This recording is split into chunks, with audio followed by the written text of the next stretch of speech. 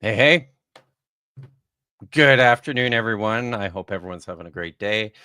It's the 5th of March. It's Wednesday. It's 1 o'clock in the afternoon here on the Pacific Coast, and the sun is shining, and I think spring is finally here. I almost went mountain biking this weekend, Vish, and then I didn't because I was reminded that I have to get a new helmet before I can go again. Because the last time I Mm, went, I landed on my head. So when you safety land on first. your head, safety first, guys.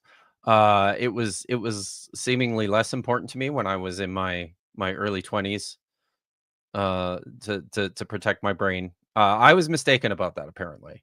I've started to get a little bit fanatical about it. So but the new helmet arrived today. Very excited. So Good. hopefully within the next few days I'm gonna get back out, which will be amazing. So, how are you? Well, I'm thanks to one of my rabbis, I am now knee deep in scholarly literature about Psalm 145 in the Dead Sea Scrolls. So you have a hand in that. And Yeah. loving that particular rabbit trail. It is fascinating, and I'm excited to delve deeper. And I also watched the first 2 episodes of Daredevil today. So Oh. yeah. Yeah.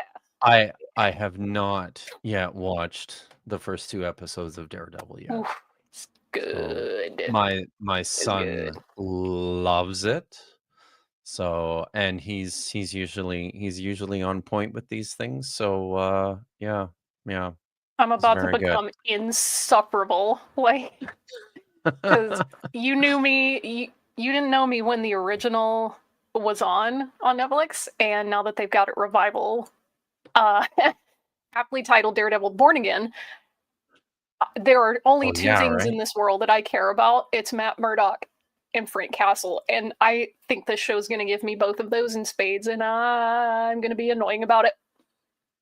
That's awesome. So, very cool.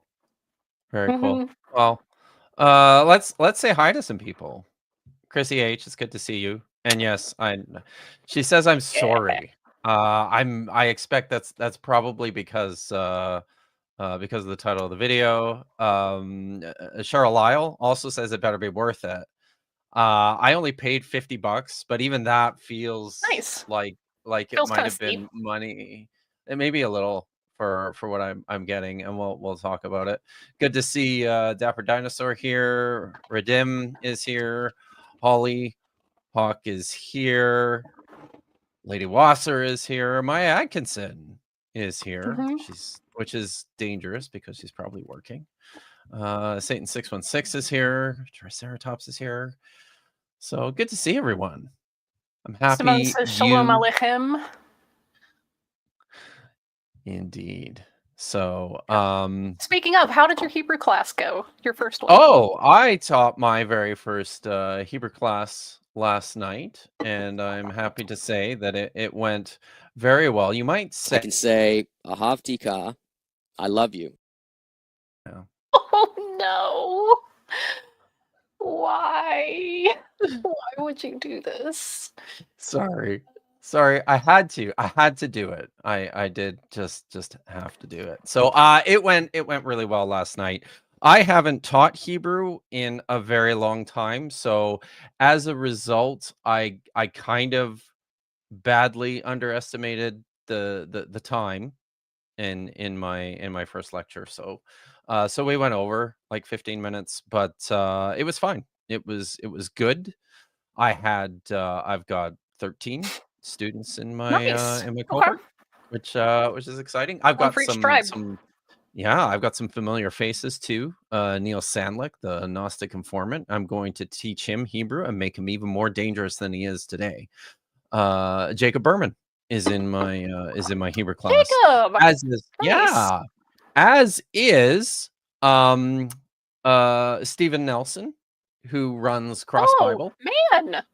Yeah. That's So, cool. and this is All funny. right. You'll like this. You'll like this. So, he when everyone was like coming in to class, and showing up. He's like, I thought when when he first came in, I thought he was driving because he was in a car, right? And I'm like, what the hell, Stephen? Are you driving while you're taking your first Hebrew class? And he told me that he got the time mixed up and thought it was at 8 o'clock Pacific time when it's actually at 8 o'clock Eastern time. So Oh, he had to pick up his son from parkour and was just driving home with him. But Steven's so dedicated that he rallied and managed to find a family member. I think he said an uncle yes. actually volunteered to drive. So he sat in the back seat with his computer, and L. James Wagner was in my Nice. class. Excellent. Thank you. Oh yeah, I forgot that Satan was there too. That's cool. I'm sorry. I was not paying. So these guys now know the alphabet at least. So or they certainly will know it by the end of the week. What is Simone taxing me with here? Read it out loud for the students. First. I only get half of this, I'm afraid. I hate it when I get put on the spot.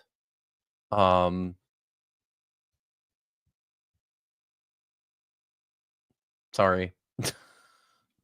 Okay. I'm not focused. Okay. All right. But yeah. This is an easy So, one then.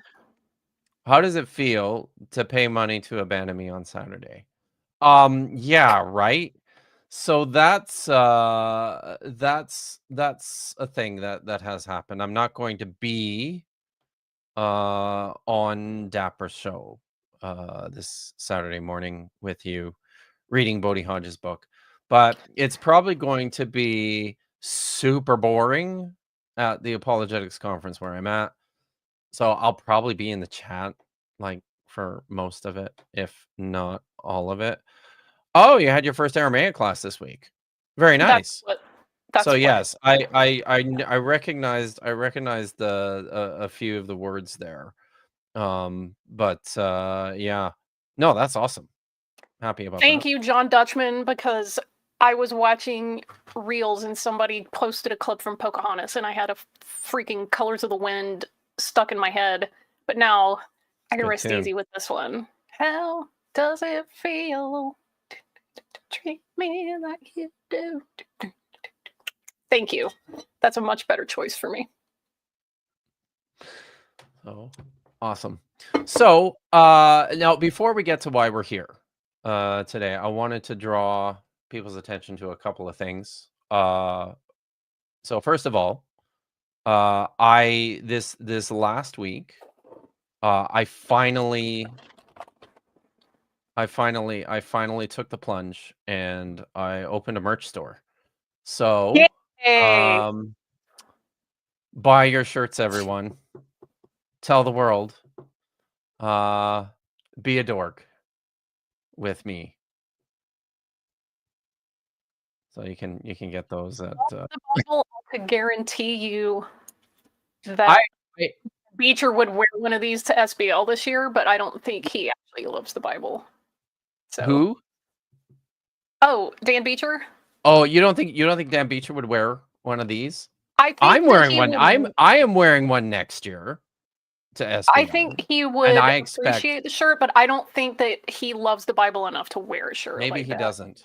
I expect you to wear one to SBL next year. And then get thrown out. Okay, sure. Thanks, Kip. Set me up for They're success. not going to throw you out. Come on.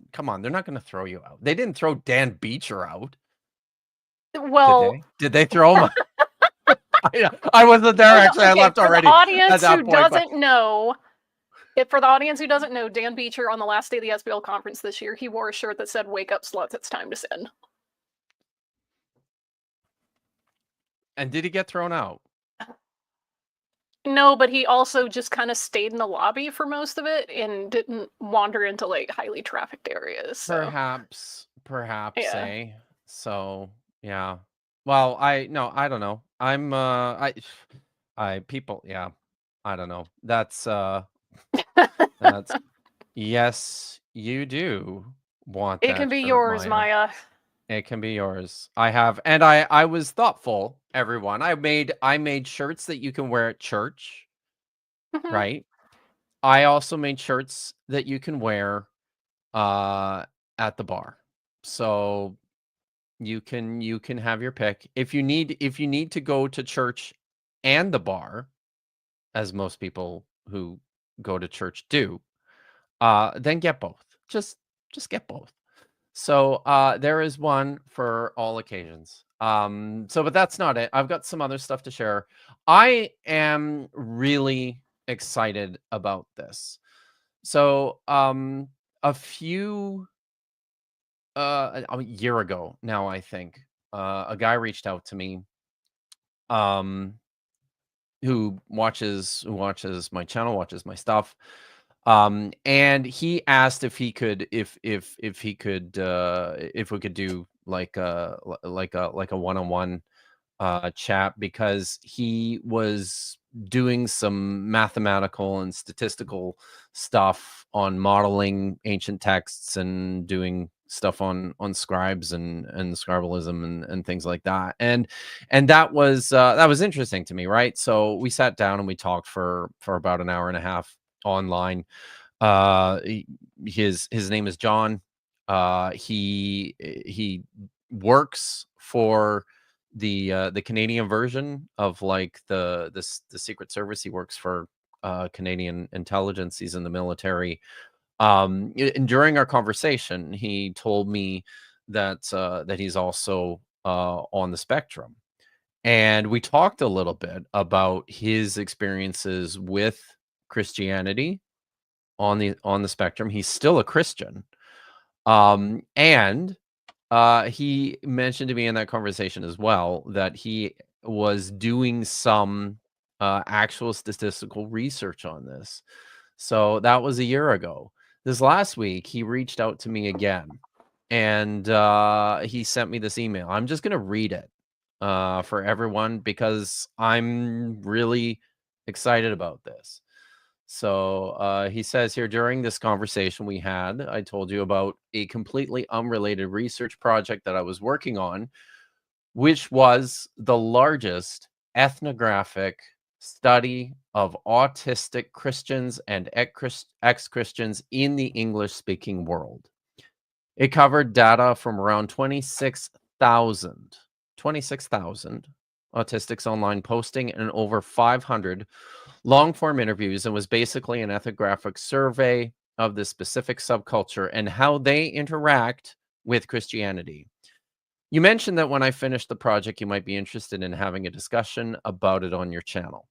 I finished the project, and if that offer is still possible, please let me know. I also completely understand if you're busy, blah, blah, blah. He says, I know that autism really isn't a topic that you cover on your channel, but this research is less just autism and more sociology, religious studies, where I am profiling what happens within a specific subcommunity that often differs in a lot of interesting ways from normal Christian subcultures. And if you treat this population as a sort of control group, you can learn a lot of interesting things about Christianity.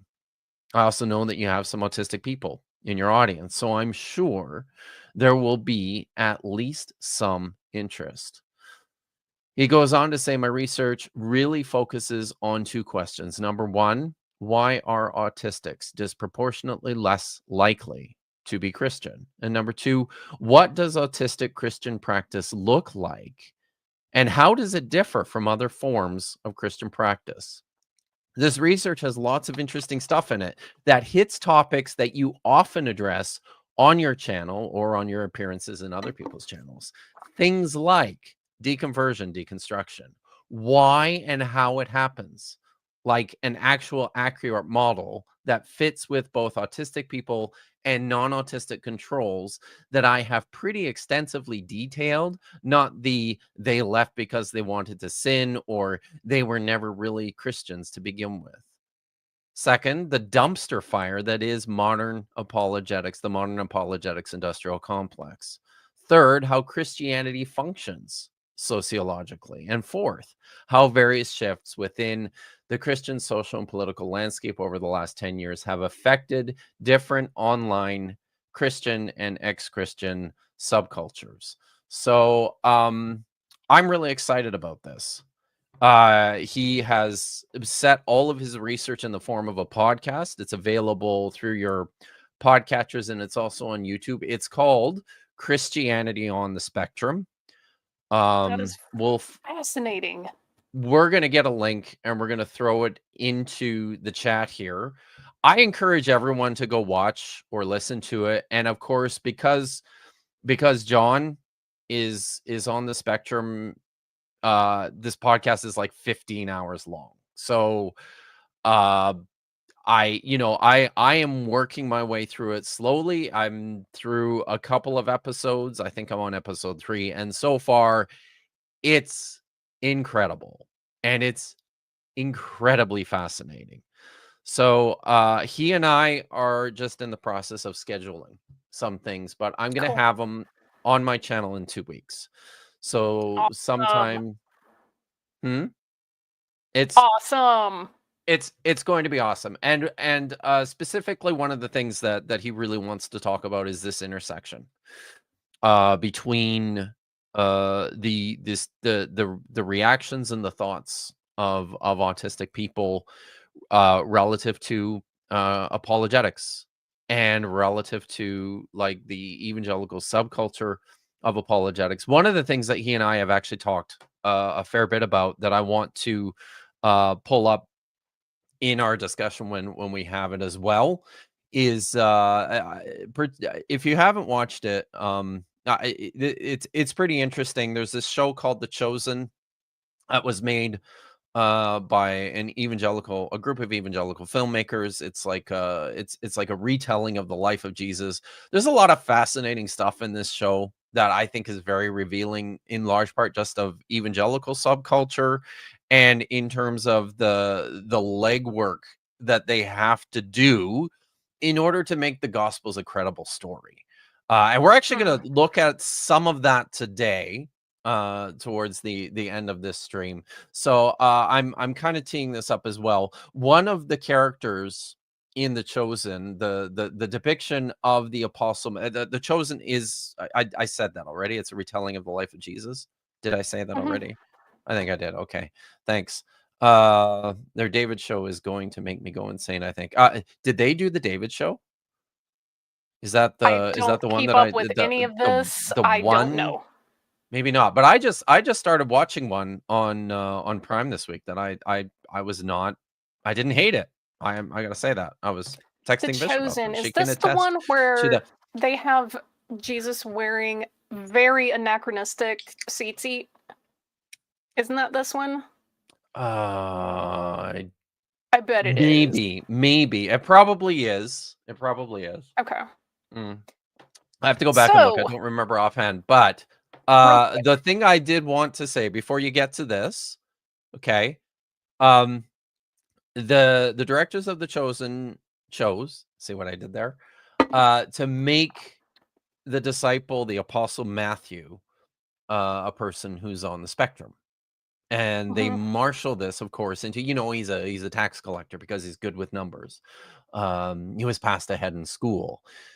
He's a meticulous, almost obsessive note keeper and record keeper. So, he's the one who's always out there with his wax tablets, documenting and writing out exactly what he's the one who actually sat down days in advance with Jesus to craft the Sermon on the Mount before it was delivered. So this is, prototype Sky.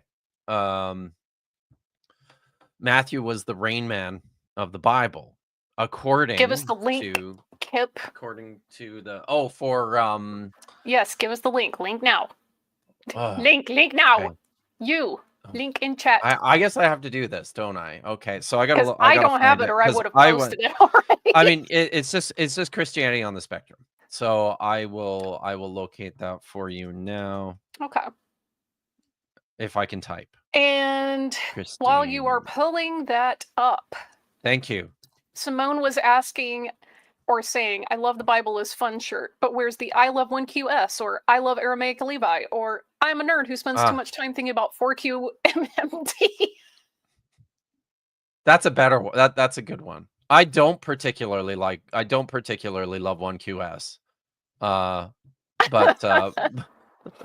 But you know, let's see. Like if you're gonna go niche with these shirts, you've got to go really niche. I know. Man, that's the second round, guys. That's just the initial offering. There will be more. Like you got to make a bespoke shirt for me personally that says I heart 11Q Psalms. Yes.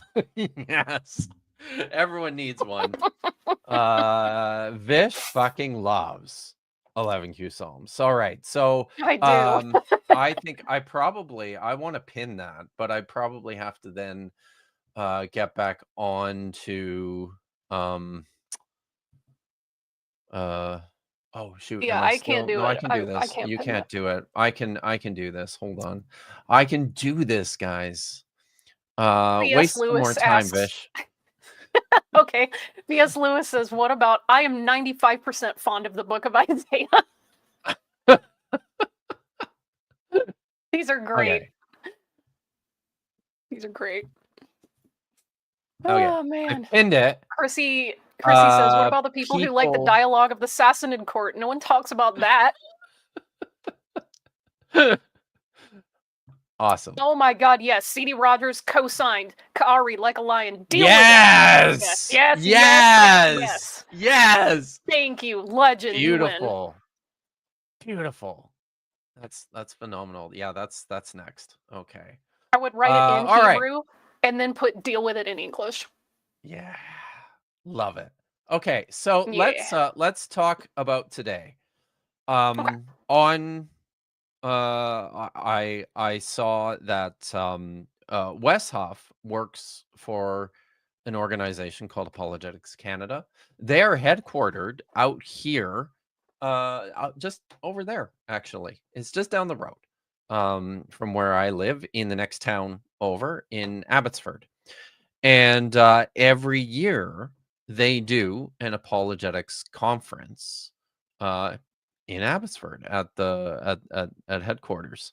So I noticed that they have one coming up in March. I saw this listed back in January, and so I thought it was only $50. I'm like, I gotta go to this because Wes is going to be there, because Ruslan KD is going to be there, because I've never been to an apologetics conference before, and I want to see what all the fuss is about. So I feel like, it's kind of my responsibility in some respects to get out there. Yes, Wes actually does know I'm coming. So we've talked. I told him I'll be out there. I'm hoping we can find some time to sit down and chat at some point. But he's literally flying in and flying out. He's flying in on Saturday. He's doing his one session, and then he's back out. He's a busy man. He's got a dissertation to write. So but so this is what I'm doing. Reluctant apostate. Yeah. If this is the one at Northview this weekend, I think that's fucking fantastic. Someone needs to help set these apologists straight on the Bible they carry around. Can't believe I'll be out of town, and I am sad that you will be, because this is the conference at Northview Church. He went on to say, if it's all about the Bible and technology, it's too bad they couldn't put you, Dr. Josh, and Dan McClellan on stage to talk about how your work has been instrumental to lay people like myself. I suspect they're probably not all that excited about it. But this is can we Big Zebra wants to know if we can protest the conference. Sure. Nobody's stopping maybe you. maybe you should. No one's stopping you from doing that. And the laws in this country are not nearly as draconian as someone leads you to believe when it comes to protests. So So, real quick, so yes, sir. Chip Oh, Hit for $4.99. Thank you for the thanks, link, Chip. Dr. Kill. You got it. And Simone, I am sick of Christians having weird Jesus-centric fantasies about the Hodayot. I would also support Yes. that as a sticker, perhaps. I could stick it on my thermos. So Even listen, later, guys. this one, a shirt with Oh. Wes's face and word for word, and on the back it needs to say word for word. Yeah. That's awesome. You know what you guys need to do? When the stream ends, stick some of these ideas in the comments. Because I'm probably not going to come back and locate them again in the chat. But they're fire. These are awesome. And I need some ideas. So I think we should probably start this. So what's happening today, I'm just psyching myself up here. All right, this is my psych up stream to get ready for this apologetics conference that I will be attending this weekend. And then maybe, I don't know, maybe next week, well, I'll do a report back stream. I'll come and tell you guys what happened, what I saw. We'll talk about how many fights I got in, which would be 0 because I just run away because I'm not into that. So but yeah, we can talk about all of it. So in preparation though, and getting me psyched up for this, I thought we'd watch a little bit, maybe some clips from a recent conversation that Wes and Ruslan had together on Ruslan's channel, the Ruslan KD, called Ruslan KD channel. He runs a show called God Bless Network, something like that. But they talked about a number of things. This was after the Joe Rogan podcast, so they spent some time talking about Wes's experience on the Joe Rogan podcast. I just pulled a couple of clips that I found of particular interest, especially at one point they get to talking about the relationship of the writing of the New Testament documents to literacy. And we really need to hit on that. But there's a couple things just in the early going that I thought we could watch together. So let's have a look. If you guys have questions, please super chat those in, and we'll get to them. I do need a hot tikva. I love you shirt, don't I? Yeah, you do. I really do. I really do need a. Oh man. Okay. So all right, here we go. You ready? Well, I mean, just because it's not family, it's clan. Mishkapet. All right, now I'm ready. Okay.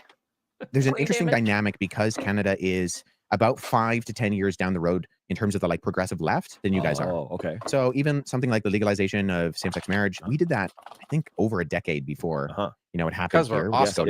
And just things like that, we're a lot more, you can look up north and see potentially where the states might be heading if you go in a direction that you may not want to go. Yeah, with the assisted self-deletion thing too. Yeah, right? medical assistance in dying. Yeah. So that's a big thing right now in Canada, which I think that's the only issue that I've seen actually the right and the left get together on, because our government, which actually may not be our government for too much longer because Justin Trudeau just stepped down.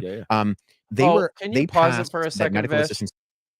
I just have to say, I think Justin Trudeau is a buffoon, but my God, the man performed this week. So thank you, Mr. Prime Minister, for saying the right thing in your availability this week? I'm sure he's watching. I'm sure. And dying, which is, medical assisted suicide, Uh-huh. was open to people with mental health issues. That's craziness. And it's the first time that I've seen people on the left, like far left, like friends, family members who I wouldn't agree. Just saying, just for reference, when anybody who is on the right says far left, they usually just mean center. Center. Because to them, everyone that's not in their specific camp is far left. So just throwing that out there. On pretty much I'm anything. All of a so sudden hold on. go, I have reason to think this is true, and I expect to see Justin Trudeau sporting an "I fucking love the Bible" shirt. You never know. You never know. Mm-hmm.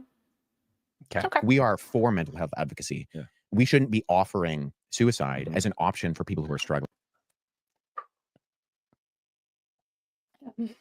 I just do this to make Vish angry.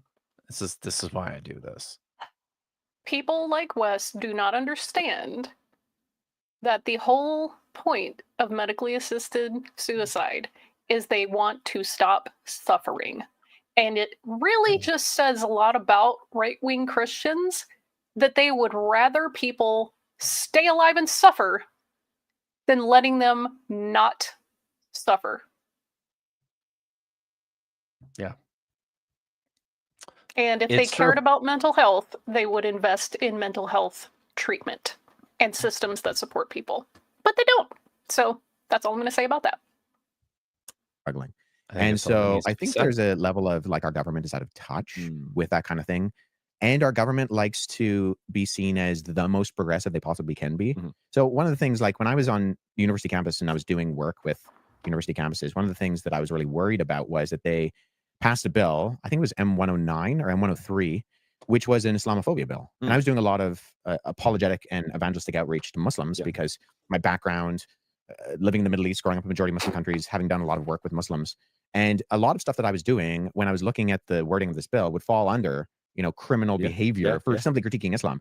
And a lot of what I found out in basically trying to explore, am I going to be able to continue to do this, was more or less that our government is kind of like a wolf that's been defanged and declawed, in that it looks imposing and menacing, but in the actual practicality of it, they may make an example of one or two people in order to, they may come after the Jordan Peterson for being a little bit too loud, but on the whole, it's a lot of just posturing. Oh, pause. So, before you say anything, I think you probably Okay. has a few things to say. Before you say anything, can I just say that the fangs and the claws are real, and we saw them this week. Right? Go ahead, Vish. Look, there's a lot of stuff going on when it comes to that conversation. There's, from the patient perspective, not wanting to suffer, and other people making that choice for them, and not understanding how boundaries work. But also, from the healthcare side, there are people who have really horrible ideas about disabled people. So that is a very layered issue, and I think it's probably outside the scope of this stream, but I'm very much with Chrissy on this. If future viewers are here, we can probably put a note in the description or maybe a comment or something, just letting people know, like, hey, we're gonna mention this topic. My apologies for be that, forewarned if that is something that really is intense for you. So and to everyone else. So can we talk about this Islamophobia bill? This Islamophobia bill that apparently there's there we go. Maybe we should actually read the bill. This is the bill that that Wes mentioned, which made some of his activities, some of his apologetic evangelistic activities, on university campuses illegal. And this is the it's not, let's be clear here. This is not technically a bill, it's a motion. Okay. And it's non-binding. It's non-binding. We all know what that means, right? People that- can only follow. They only follow it if they want to. Yeah. This is Yeah. non-binding. So, here's the motion. That in the opinion of the House, that's the House of Commons, the government should A, recognize the need to quell the increasing public climate of hate and fear. B, condemn Islamophobia in all forms of systemic racism and religious discrimination, and take note of House of Commons' petition E411 and the issues raised by it. And C, request that the Standing Committee on Canadian Heritage undertake a study on how the government could, 1, develop a whole of government approach to reducing or eliminating systemic racism and religious discrimination, including Islamophobia in Canada, while ensuring a community-centered focus with a holistic response through evidence-based policy making. 2, collect data to contextualize hate crime reports and to conduct needs assessments for impacted communities, and that the committee should present its findings and recommendations to the House no later than 240 calendar days from the adoption of this motion, provided that in its report, the committee should make recommendations that the government may use to better reflect the enshrined rights and freedoms in the Constitution Acts, including the Canadian Charter of Rights and Freedoms. I mean, first impressions on the motion, Vish. What's the problem? What's all the fuss The about? fuck I know, right? I mean, what could Wes have possibly been doing that? Well, first of was- all, when he's talking about the people who practice Islam, he only sees them as potential converts. He doesn't accept them how they are. So, in his mind, it's the wrong religion and people need the truth, TM, and they just need to, realize the truth of Christ. And he would prefer that he be able to say whatever he wants about this wrong religion that causes so much harm. So, of course, he wouldn't like this law. He's opposed to pluralism. Exactly. Yeah. I think that's truly the issue here is a strong opposition to religious pluralism. But by my lights, why- like when This is rhetorical, but why can't you just leave people alone? it's not hard. I Apologists, leave people them alone. alone every day. Yeah. In fact, there's a whole world out there that Mhm. I am actively leaving alone this Yeah. moment. It's just you can do it. You can do it, Wes. And yeah, it's always interesting to me as a Canadian to hear other Canadians. There you go. Excellent Yeah. job, Chrissy. Follow Chrissy's example, everyone. But it's always interesting It to me as a really Canadian. is easy to just mind your own business. It really is. It really Yeah. is. Just to, I think the reason I showed that clip, right, is just because, my experience in my country and my day-to-day life with my own government, oftentimes is just so dramatically different, I find, than some people that I listen to on the internet. So, and I have to say as well, like this is a goddamn gigantic country with not a lot of Yeah. people in it, right?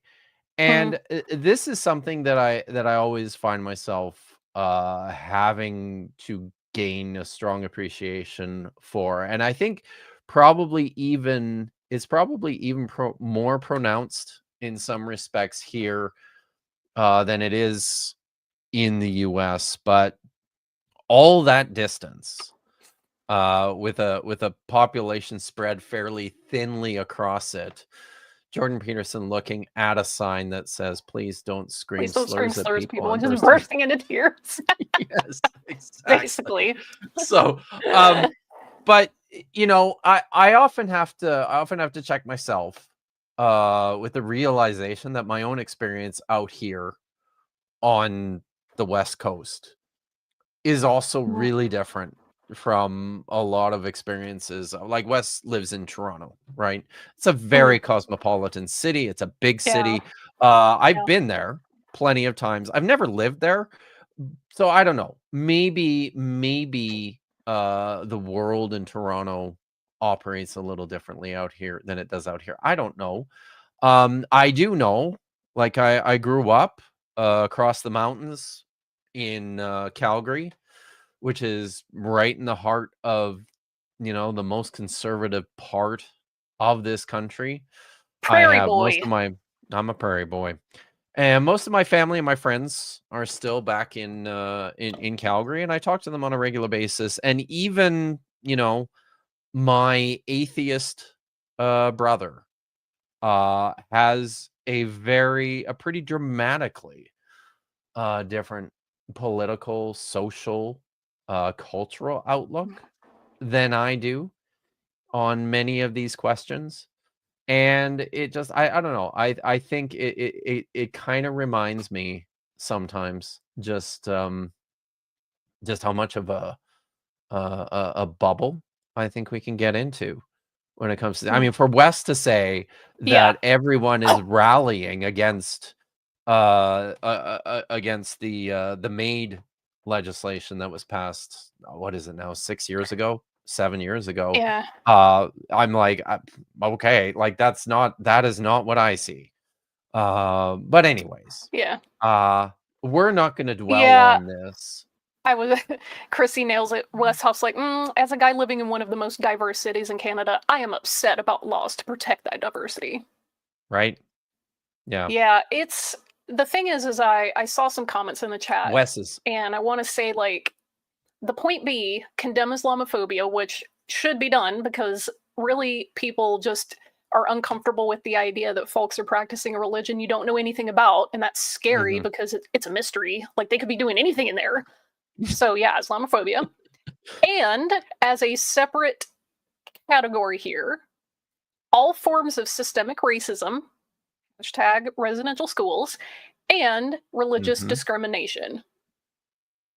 All right, these are three separate little categories here, and I agree that all of this is legit. You should stand against systemic racism because racism as a system is something that's still causing harm. And religious discrimination. Again, pluralism. We rock with it. So if Wes is perceiving this as a threat to his evangelism, oh well, learn to be a pluralist. You can still be a Christian and coexist with the people near you. It's really not that hard. I should probably bring this up as well. Anyway, as a disabled person, if I lived in Canada, I would be concerned about MAID, and I need to point out, like, it is not like this is not it remains a controversial issue, right? And it's and we kind of mentioned that a little bit. Perfect. So I mean your concerns are valid. I think people should continue to be concerned about these things, right? Yeah, it should. Just in my opinion, allegedly. It should be just the patient's decision, not their physician, because the physician's not the one who is affected by the choice. And I'll just say one more thing. And honestly, I swear I swear I would never do this, but this is as political as I'm ever going to get in this space. But I'll just say one more thing. And maybe just skip ahead to the next timestamp. I think I had 9:40. I'll just say this. Yeah, got it. So and this is a matter of, like, I've my wife works with persons with disabilities, and she has had some experience, some direct experience with this issue. And I just want to point out that it is it's actually pretty difficult in this country, even under the current well, goddamn, I don't know why it keeps doing this. Sorry, I'm with there. Okay, Oh, sorry. hey, by the way, this person, we're going to time you out because we don't do Islamophobia here. Oh, good. Thank you. So yeah, it's pretty, it's a lot of work. It's not an easy process to go through to qualify for this kind of stuff as it stands. But I don't, and again, I just this isn't really the place for it. So we're gonna leave it alone, and we're gonna move on and talk about let's talk about apologetics, shall we? Wow, that's a whole more, like, that's even more exciting, isn't it? Apologetics. We go So from much more exciting. made to apologetics. Woo! All right, yeah. Okay. All right. Do you want to just go straight into this clip? Yep. Let's just watch this. All right, let's do it. That sounds like a lot. That sounds like a lot to be in a Oh, position where pause it for a second. Maybe I do need to set this up a little bit. That's why I was like, so one of the Good so the stuff that I skipped. One of the things that Ruslan did was ask Wes to sort of rehearse his academic history and how he got to the point where he is now. He's completing a PhD at the University of Toronto in New Testament and Christian literature. He goes through and talks about he received an MTS, that's a Master of Theological Studies, from Tyndale University and Seminary. It's the largest seminary in Canada. It's located on the University of Toronto campus. And after he completed his MTS, he went on to do an MTH at the Toronto School of Theology, which is a consortium of six schools, six Christian schools on the University of Toronto campus. Interestingly enough, 6 schools, one of which is not Tyndale. So yeah, I'm not sure what that's about. But so he did the MTS. He started an MTH, a Master's of Theology, I guess, at Toronto School of Theology, and then was encouraged to apply, and ended up getting funding for the PhD. As far as I'm aware, it is offered jointly through the Toronto School of Theology and the University of Toronto. It's just basically part of the larger consortium of schools at the University of Toronto. The University of Toronto is a little bit unusual compared to any other university in North America. It's much more like the old schools, Cambridge, Oxford. I think the University of Paris is like this as well, where these universities are formed by a collection of colleges. You enroll at your college, and then you complete your degree program, which is basically all underneath the umbrella of the university as a whole. And I believe that means usually you're taking almost the entire same curriculum across the board. And I am unaware of who Wesley's PhD advisor is. So that's kind of the backdrop to this clip. So he's just rehearsed, his academic history, and Ruslan's marveling at it. It's a lot. It's, he's doing a lot. Okay. Good. Context good? Yeah, I think we're good. Okay. All right. you're an apologist. And that's why I've personally never used the word apologist for myself, because I get the actual work ethic and grind to go and do the academic side. And I respect it way too much to just be flippant with it. You know, some people were like, oh, I'm not. No, I'm not. Like, there's real apologists that I'd rather really point to and lean on the expertise of others instead of being this faux internet learned, guy. And so it's interesting to hear that, because I Can think, we pause it and the there reason for why a I had to share second? that, because I think most people don't. I'm just gonna say I don't have any respect for any supposed rigor in the Christian industrial apologetic complex. I think it's a farce. I think it's faux academics. It's pseudo scholarship. It's not real. It's and this is where I depart very sharply from Ruslan, and I suspect that the respect that he has for apologists and for apologetics is based on an impression. It's not based on any actual experience or understanding of academics and scholarship and how these things really in fact work. Because it's in this world, it's in my world, that I've developed this rather strong distaste for apologetics. And this is not something that I developed after I separated myself from the label Christian. This is something while I was still working at a Christian university. My office was down the hall from another instructor who was a dyed-in-the-wool apologist. And it drove me crazy.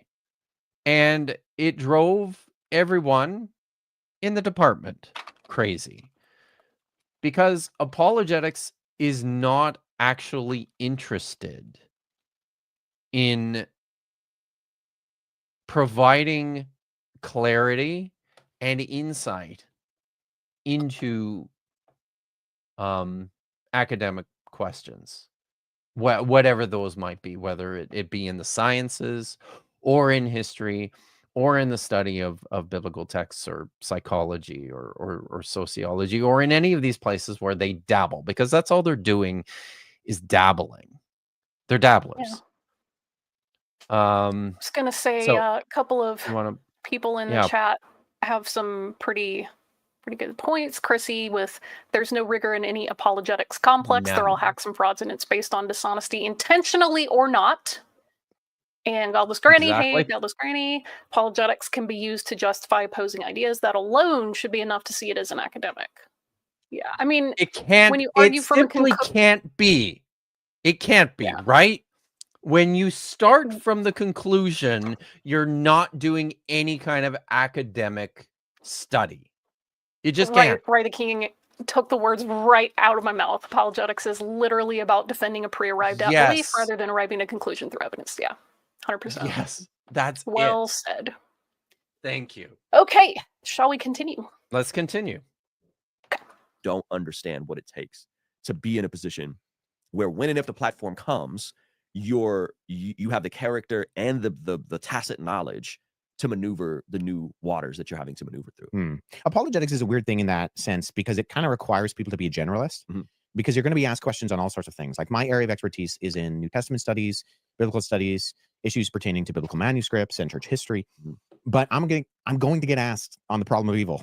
It's just going to happen. I'm going to get asked on science stuff. And in one sense, I'm really sure that people now will solve the problem of evil, because, nobody's managed to do it so far, but I'm sure this time they've got it. They've got it this time. We'll get it. We'll get it one of these days. Also, hey, Lawrence, how's it going? Oh, hi, Lawrence.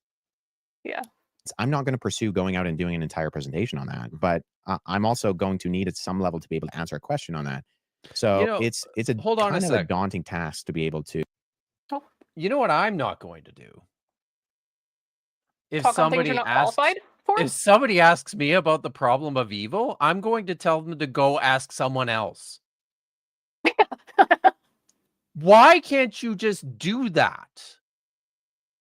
Even if you're purporting to be an apologist, it's okay to say, I don't know the answer to that question, or I don't actually have any legitimate training in this, instead of just pretending like this is something that you can do.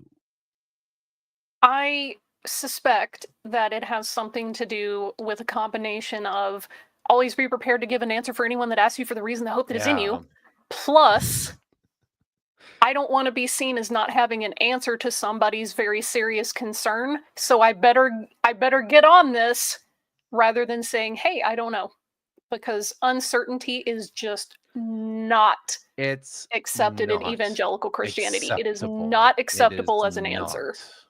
Nope. So I suspect It's it's a true. combination of those two things. To Continue. be a generalist, but also it requires you to be a specialist. Yeah. Like the best advice I can give for someone who wants to pursue Christian apologetics, particularly if they want to do it in a way where it's a career for them, is to figure out what before your he passion does, truly can is. I was going to give my advice. Do you guys want to hear my advice for anyone Go for interested it. in pursuing Christian It is your apologetics? channel. Don't. Hmm.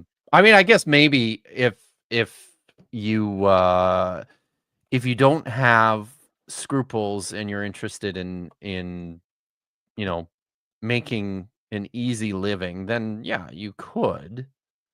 Hmm. But I don't think you should. I don't think it's good. To Probably build better, more ethical ways your to make a living. yeah, indeed. So, but Wes started saying here it was started by saying, find your passion. Let's listen to how he finishes this. And Find then your just jump passion. down that rabbit hole. Yeah. Because the best thing you can possibly do is find your niche and become the best you can possibly be at that. Mhm. Because the jack of all trades is only going to get you so far. Mhm. And it actually might cause you more issues because you might just know enough to get yourself into trouble and not enough to get out of it. Well, On that note, That's ironic. on that note, I can say, Ahavtika, I love you. Oh, no. The psychic damage. I'm sorry. You're gonna be seeing a lot of it.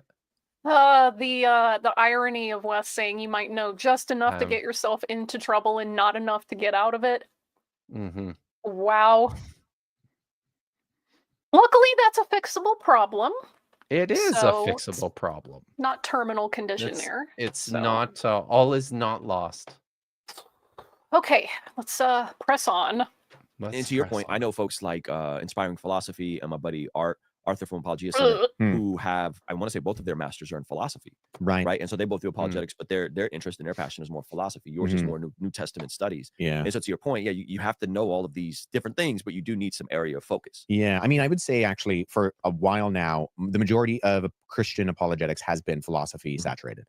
There's a lot more philosophers than there are people who are involved in whether that's biblical studies, New Testament, Old Testament, church history. And I think there are good reasons for that. I mean, it follows kind of the things that, say, the new atheists in the early 2000s, where the rebuttals that were coming at Christians in the last 20 years were more philosophical than they were related to history or biblical studies or even languages. Yeah. But personally, I've found the best area of getting into apologetics for me personally is getting into the biblical languages and understanding at least some kind of semblance of church history.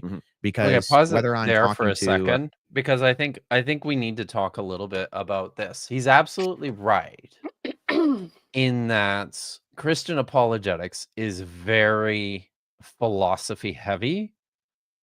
And I think I know the reason for that. And I don't think it's the reason he gave. I think it's nonsense to suggest I this has suspect I agree. something to do with the new atheists. No, it has nothing to do with the new atheists. I think it has everything to do with the fact that most Christian apologists are have done some form of work in specifically philosophy of religion, it's kind of a safe place to go if you're studying philosophy. And I think it's because you can continue to operate almost purely within the theoretical, so long as you're dealing with some of these big question concepts, right? I think that's why almost all Christian apologists, especially the big ones, are philosophers, and I don't think that's ever going to change. I don't think there's ever going to be a major push or movement of Christian apologists coming out of the natural sciences. Come on, give me a break. Or coming out of even my field in history and in the study of the text. In fact, good friends of mine, a good friend of the channel, Joel Carrico, is a Christian scholar. He is a biblical scholar. He works at a Christian seminary. Blanches at the label apologist because he's doing scholarship. And as much as I have a tendency to disagree with him about a number of things, as we do when we're up, at night drinking scotch together, he is focused on the scholarship. And because of that, it prevents him from forming conclusions or even promoting some of the methods that are common within Christian apologetics. All right, Sally forth. A Muslim or an atheist or just a general skeptic, there's almost always going to be some pushback on something that can be either navigated or resolved by understanding Greek or Hebrew, or even just understanding what happened at the Council of Nicaea, or what happened. There are some things that you could resolve that way. Do I need to play it again? I might need. I can say. I can say Ahavtika, I love you. The thing is, even if you know the languages, why are people saying they don't see what's on screen? This is very frustrating. Hang on a sec. Oh no, did we get shut down? Yeah, I think StreamYard's doing a weird thing. Do you think so? Okay, I'm starting to wonder if we got shut down. No, they didn't. StreamYard's just doing a weird thing. Oh, is it? Okay. Oh, okay. So now I lost my train of thought. Sorry. Dang it. Darn it. I am Somebody sorry. in chat remind me what I was blabbering on about. Languages. Oh, we were talking about languages and how you can solve problems by knowing the languages. They say they still can't see it. Jeez, I do not know how to resolve it. I wonder. Just a sec. I really wonder if we got shut down. No, it's just that they can't see what I'm screen sharing, which I do not understand. Are you sure? They don't see because they can hear and see us. I'm wondering if the video got copyright claimed. I mean, it wouldn't be playable, but whatever.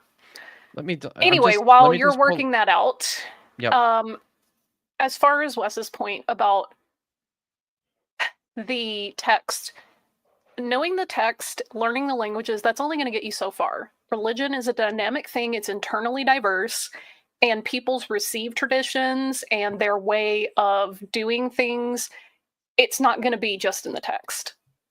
You're going to have engagement with community and with people's received tradition. So, like, he can talk about the Council of Nicaea. Okay, great. But again, it doesn't really matter what a council decreed because people following their practices on the ground frequently don't care what a council says. And especially within Christianity that has so many denominations, even if you live or I shouldn't say live, but hegemony is a thing. Even if you practice a version of Christianity that's more hierarchical, people still don't follow every single one of those decrees on the ground. So it's just frustrating. I am going to see if I can bring it up. Okay. And we'll see if this works. While you're doing that, yep. Some semblance of church history may be the most Protestant thing I've ever heard. Yeah, I concur. And the chat was asking what the background is. This is the Sanctum Sanctorum, because I'm a Doctor Strange fan, and I like the design of the movie Sanctum Skylight. It is gorgeous. So, Chrissy notes, most Christians can't even quote the Nicene Creed. When I did that for a church event, my pastor asked us why we're sharing Catholic heresy. Crazy. That's wild. Can you all see it? Yeah, it looks like it's on my screen. You can see that now, that's right? What I was seeing that. Yeah. Let me do that. They did, Vadim. They did take the window from the comics, but Scott Derrickson and his team zhuzhed it up. Gave it a little more fanciness. Zhuzhed it up. Zhuzhed it up. Okay. All right. So everyone can see it. Let me know if it drops again. Don't forget to unmute it. Don't forget to unmute it. It is muted. You're right. I better do that. Okay. And then make sure you guys let me know if you can hear it. Okay. Yeah. Or what happened during the Crusades, Can everyone or hear what it? the early church actually looked like. Yeah. So I think there's been kind of a blind spot for Christian apologetics in church history and biblical studies that I've tried to fill in over a number of years. But that's not to say the importance of the philosophers of the IPs and the Apologia Centers aren't profoundly needed and important, because I know look at something the else stuff that they've I been was doing gonna over the say. last few years. Like, it's been great. Okay. So in regards to, I love that. In regards to philosophy being very prominent in Christian apologetics, there is something about philosophy that's just nebulous enough to where you don't have to really have a good background in theology. And that's true. It seems just reasonable enough for the lay audience to agree with you, but it's just nebulous enough to where you can back out of any corners that you get painted into. Very true. Because if you'll notice, anytime someone critiques Mike Jones on some point that he's made, he never actually addresses their point. He'll go, I didn't say exactly this thing that you say I said. Or I didn't intend this one thing. And he'll start nitpicking all the tiny little details instead of actually addressing their critique. And that's the kind of crap a philosopher does. It's very frustrating when you don't argue the points. So, goodness. Simone notes that philosophy can be very rigorous. They're just doing it wrong. And she said this earlier too. Philosophy's fine. Yeah, they're just bad. Yeah. They're just bad at it. So, and I try to be fairly careful with that too, right? Like I avoid it in large part because it drives me crazy. And I'll point this out too. It's not like I don't know what I'm doing. I had quite a bit of philosophy in my undergrad, almost enough for a concentration. But yeah, it is just not my thing. And the way that it gets marshaled in my space is beyond annoying and irrelevant. So yeah. And it's frustrating that the philosophers are using academic studies as a bludgeon for their apologetics. That is a dishonest way to use academics. Yes, exactly. So So all right, I'm going to we're gonna move to the next clip, which is really what I wanted to get to today. Really, what I wanted to focus on is this conversation that these guys. I'm gonna see how long they talk about this. So a what's that say? lot. They do talk they just a go lot. on and on and They on go and on and on and and on and on and on. So I'm hoping I'll increase the speed. Okay. Also, let's just be forewarned that The Yes. Chosen is a copyrighted show, and if you start showing enough of it, YouTube will Yeah. not like that. Yeah. So I've got a just minute. heads up. Okay. Got a minute. So hopefully that's, and maybe I'll skip that one ahead a little bit so that we don't Okay. even get to Okay. that. So all right, we're taking our very lives, our very YouTube lives into our own hands here, people. Let's see Right. what happens. Of that, we can have a direct through line to world literacy rates and the Bible being published and people getting it into their hands. Yeah.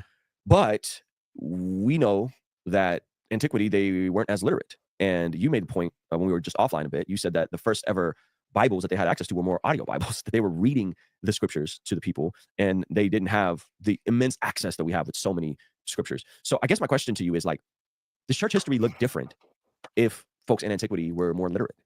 I mean, it's an interesting hypothetical, potentially. So my doctoral research is in what's called scribal features and reader's aids. Okay. And so paratextual features are everything around the text. So I'm not a textual critic because textual critics do work with the text, and I do work with everything but the text. Okay. So ancient Greek, Coptic, Latin, if you go back into antiquity, they're all what's called scripta continua, all capitals, no spaces between words, and little to no punctuation. Okay. So if you look at something like Codex Sinaiticus, you'll see it just looks like a long string of text in a line, right? And it all looks like one paragraph, like the entire.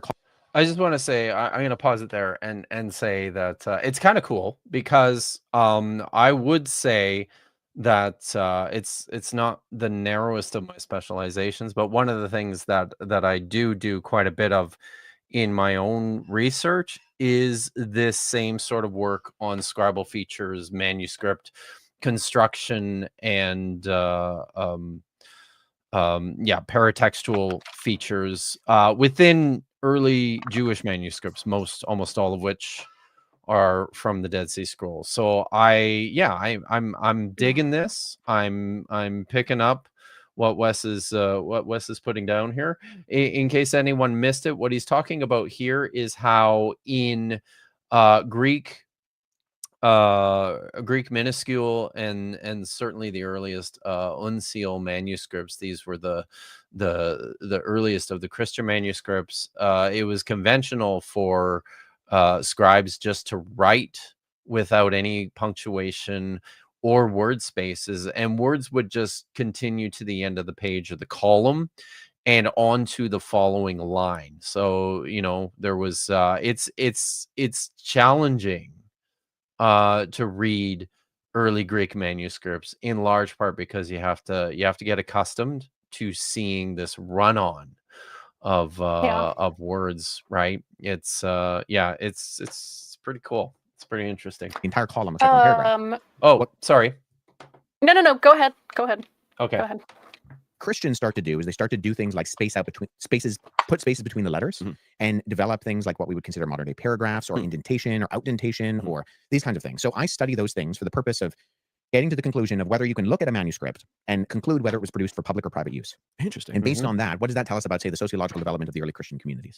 So based on these paratextual features, I'm actually arguing that the vast majority of manuscripts that were produced of the New Testament within the 2nd and 3rd century were actually produced for public reading use. And the reasons I point to the evidence of that is because these developments within these Christian scribal habits in particular, they lend themselves to public reading easier. Okay. So if you're going to stand in front of a congregation for like the liturgy of the church, and you're looking at what is just all the letters strung together, that's harder to read than if you start to put spaces between letters and individual words, and you start to develop even subject headings or verse divisions we start to see. And when Christianity is decriminalized in 313 at the Peace of the Church by Constantine. So I think that's go ahead. It was only criminalized for like 5 minutes, bro. Yeah.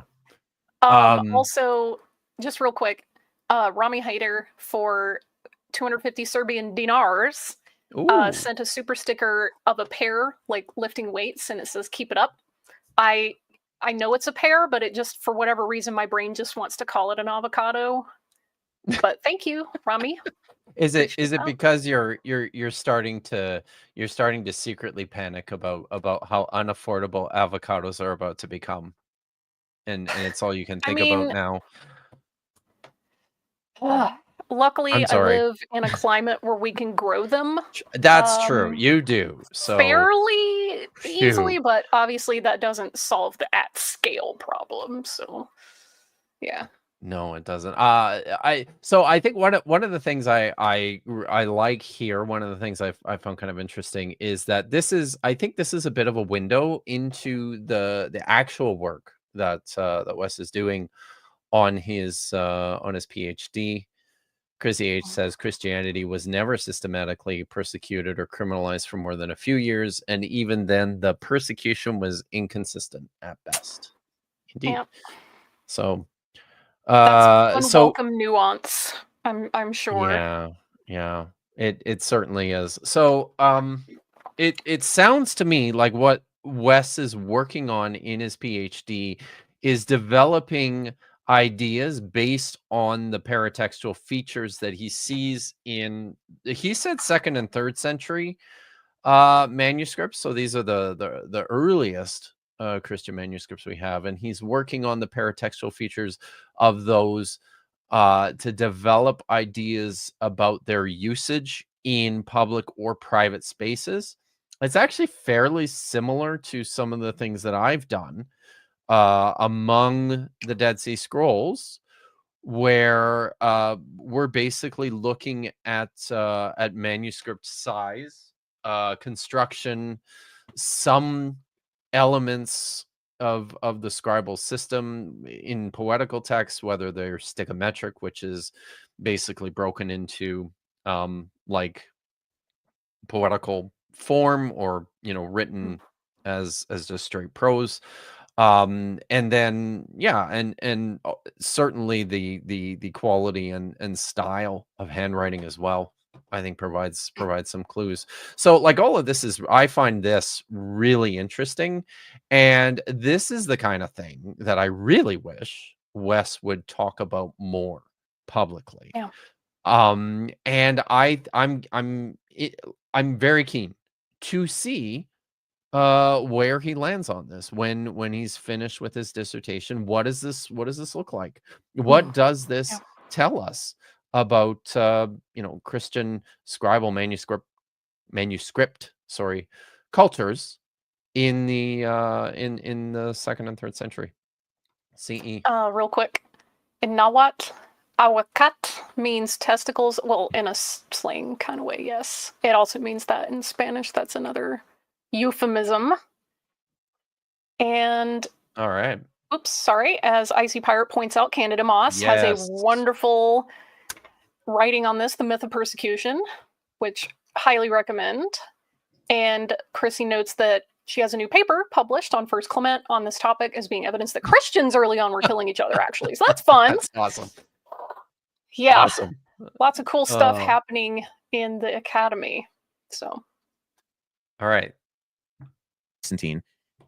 Other scribes and people who are producing text, they look at what the Christians are doing, because now it's no longer legal to like produce and possess these documents, and they go, hey, that's easier to read. Why don't we do that? And that's actually what starts to develop the standardization of things like paragraphing or subject headings, or in a lot of non-religious literature in the ancient world. It's the Christians who pioneer these things for languages like Greek and Latin. And so in that sense, the earliest Bibles were... I'm going to press X to doubt. Like, I honestly don't know. And if this is what he's working on, then I'm interested to see it, right? Okay. Like I said, I'm not saying he's wrong. I press X to doubt, and when he publishes, I will read that and perhaps be convinced. We await, and hope to see what this looks like. So, audio Bibles, in that the majority of people, probably only like less than 5%, closer to between 1% and 3%, were actually literate in the Roman Empire. Wow. Now that's in like something like now that one I'm gonna push back on, not here, but that one I disagree with him on those numbers, but okay. Well, maybe he'll make a case for that. as far as I'm aware, that I think that number's if we're talking about, and it's a difficult thing to do because of how big the Roman Empire is, right? So maybe on a global scale, like maybe if you're taking into consideration the entire empire, that on average maybe these numbers work. The Yeah, if you problem, just pull up to somebody in Britannia, okay, sure. yeah, However, anybody living in the metropolitan areas, yeah, that number's yeah, much that number's a higher. lot higher. Exactly. Yeah, so that's why so I'm pushing back on that a little bit. yeah, and I think that's I think that's probably what he's probably doing here is I think using that number as an average across the landscape of the total empire. I think that's probably deliberate because one of the problems you get into from his perspective is that we know that literacy rates in Roman Palestine were on the very low end from an imperial perspective, like across the empire. People living in Roman Palestine were among the least literate. And again, I mean, of course it improves when you get into Jerusalem, and it looks a little bit different when you're in the cities of the Decapolis, like Sepphoris or like Caesarea Maritima, some of these places, larger imperial centers, right? They have a slightly different ratio, a higher ratio of readers, writers, scribes than, of course, in some of these other places. So I can see this as working to his advantage to try and flatten this number right across the empire. When he's talking about literacy, does he mean reading and writing, or is he referring to just writing or just reading? Yeah, probably. That is a big It is a big question. one. Yeah, and discussions about literacy, and this is something I want to actually spend the balance of our time talking about today. The discussions about literacy in antiquity have become quite a bit more nuanced, more complex. It's very important to make distinctions between the ability to actually read or to write. Those things were not synonymous in the same way they are today. And literacy in terms of just various categories. If you could sign your name to a document, that's a form of literacy, right? Yeah. It's the lowest form of literacy, but it's a form of literacy nonetheless. So if that's all you're talking about, then the number's higher. But that's not the same thing as being able to make lists or being able to write a letter or being able to write a contract or but also then just being able to write on literature. the street level, buildings have inscriptions on them. Yes. There are, various regions that have monuments or stelae with writing on them. So this is a very broad brush that I think he's painting with. I would like to know more about what his metrics are, because again, find a guy out in the field, okay, sure, 1 to 3% makes total sense, but people who interact with any form of government, with any form of legislation, even religious practice, whether it's Christian or Greco-Roman or Jewish or any of the other like regional religions, that's a whole other conversation as well. So I have questions. But oh, hey. Yeah. What up, Joel? So mean after Kip was singing your praises earlier. I said nice things about you, Joel. He said nice things about you, Come Joel. on. SMH. All right.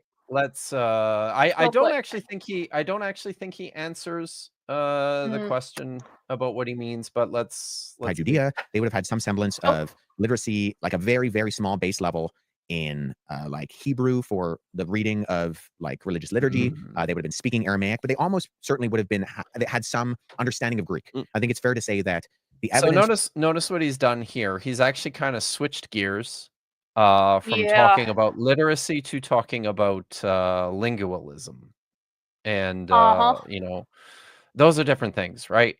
Let's not conflate people's familiarity with individual languages and their actual abilities in reading texts. And he said some stuff there too about training in Paideia or religious schools. He said, I think he's talking about the Beit Midrash here, and bear in mind we're talking about you know, first, second, third century Roman Palestine. There's no good evidence at all to suggest that there was anything like the Beit Midrash in operation anywhere in this period of time. So these are anachronistic ideas, mostly drawn from, you know, early medieval texts like the Talmud, the Mishnah and the Talmud, and projected backwards onto this earlier period. So I think that's important to point out. Evidence from archaeology and even you know, things we see in the New Testament with Jesus talking to the Syrophoenician woman or talking to Pilate or talking to Roman soldiers points to the fact that he would have been speaking to them in Greek, not in Aramaic. So Jesus was likely bilingual. Oh, almost certainly. Okay. Trilingual, multilingual. I think it just makes sense. They were speaking Aramaic on a day-to-day basis. They would have had some understanding of Hebrew, particularly religiously. When Jesus reads the scroll of Isaiah in the synagogue, he's probably reading from a Hebrew copy, but he could have also been reading from a Septuagint Greek translational copy. It's a potential. We don't know for sure. Yeah. But we have Greek inscriptions in synagogues from the first century in Jerusalem. So there's a multilingual basis of the ancient world that we today, say living in English-speaking North America, we don't need to be bilingual in the same way, whereas the ancient world was. And if you were coming from Rome, you would have known some Latin, right? So there's just a basis for this where you have a lot more going on. And so when you're talking about antiquity, most people could not read or write other than maybe like their name or like there's some evidence of street signs in some areas within the Roman Empire where you can tell this is exactly where I was going with that. Even if people can't read literature on a wide scale, you have street signs, you have building labels, you have like, oh, this is where the bathhouse is, or whatever. And it's like graffiti's always existed and people write poetry. It's obviously not every single person, but goodness gracious,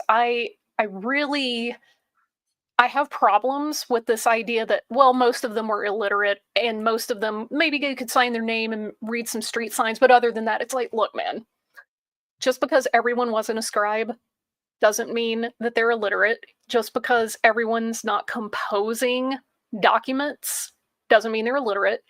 When you participate in a religious community, you're hearing the liturgy, you're hearing the text being read and or chanted.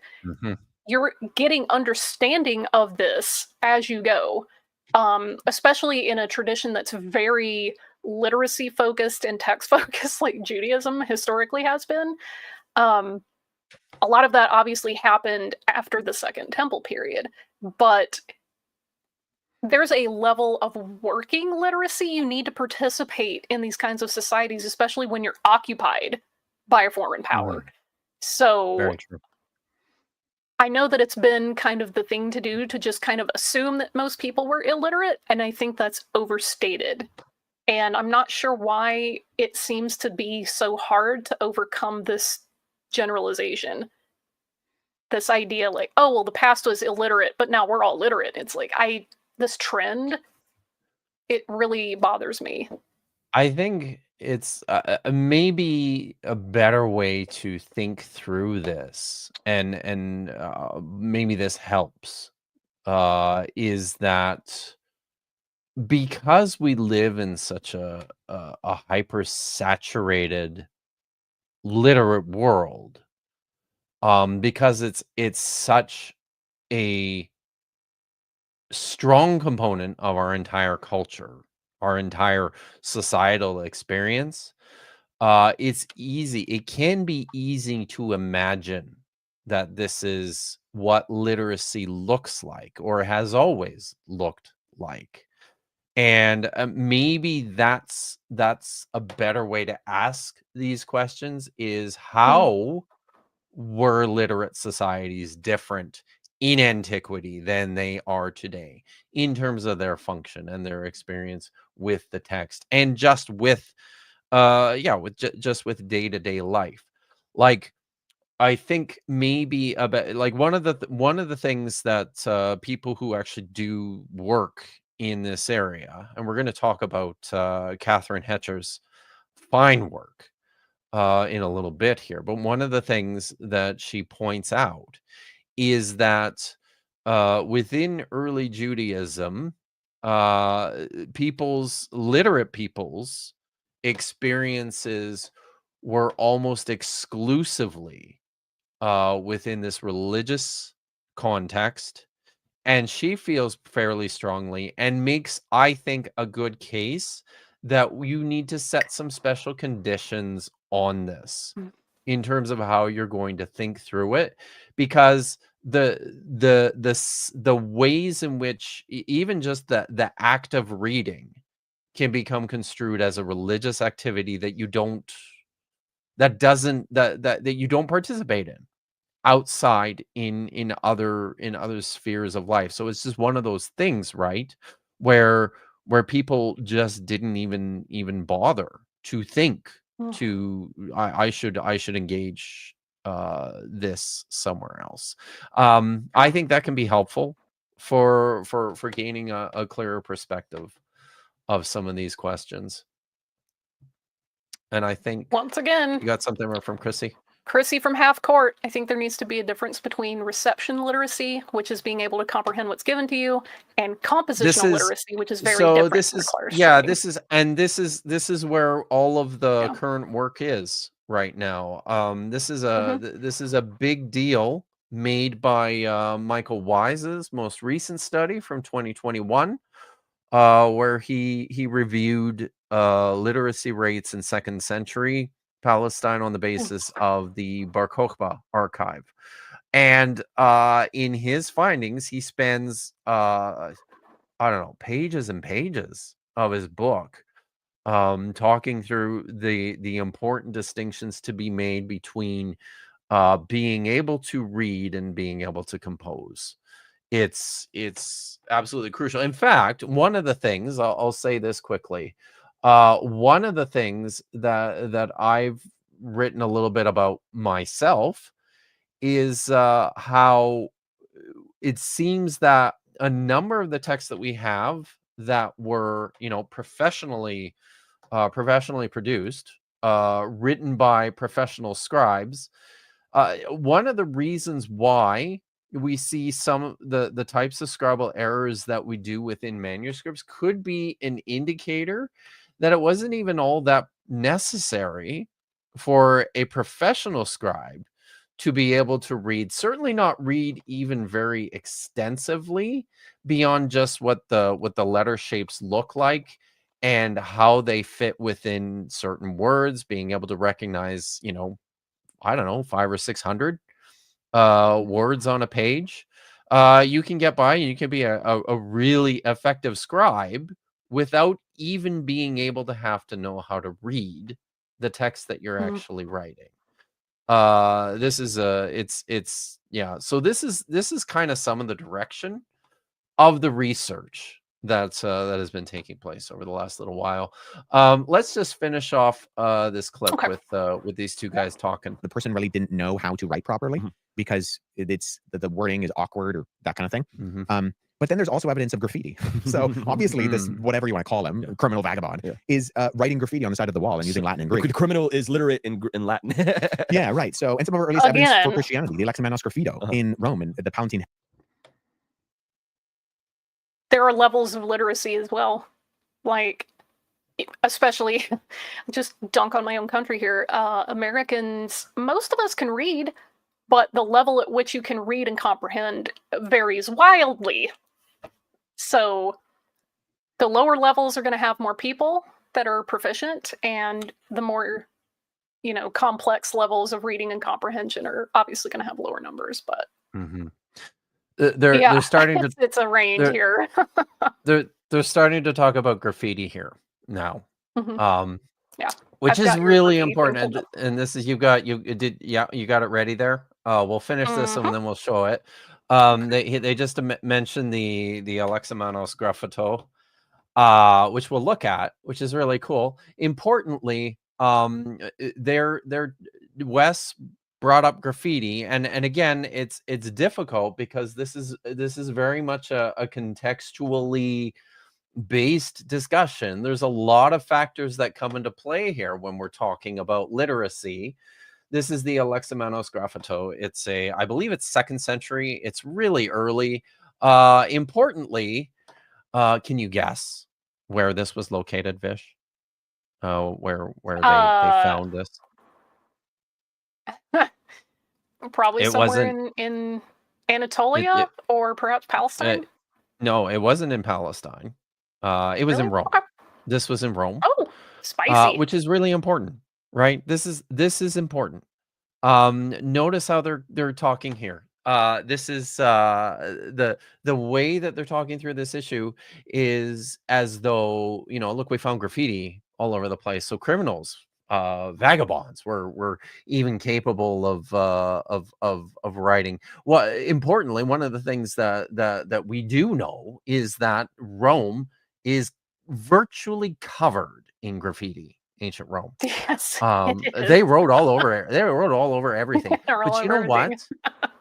Something else that we're going to discover, we're going to talk about here shortly, is that this is not the case for everywhere you go in the Roman Empire. And that's a hugely important distinction. Just to give people an idea of what you're looking at here. So this is a graffito, a piece of graffiti that was uncovered by scholars, by archaeologists in the city of Rome. It dates to the 2nd century. I'm pretty sure early 2nd century, which is kind of cool.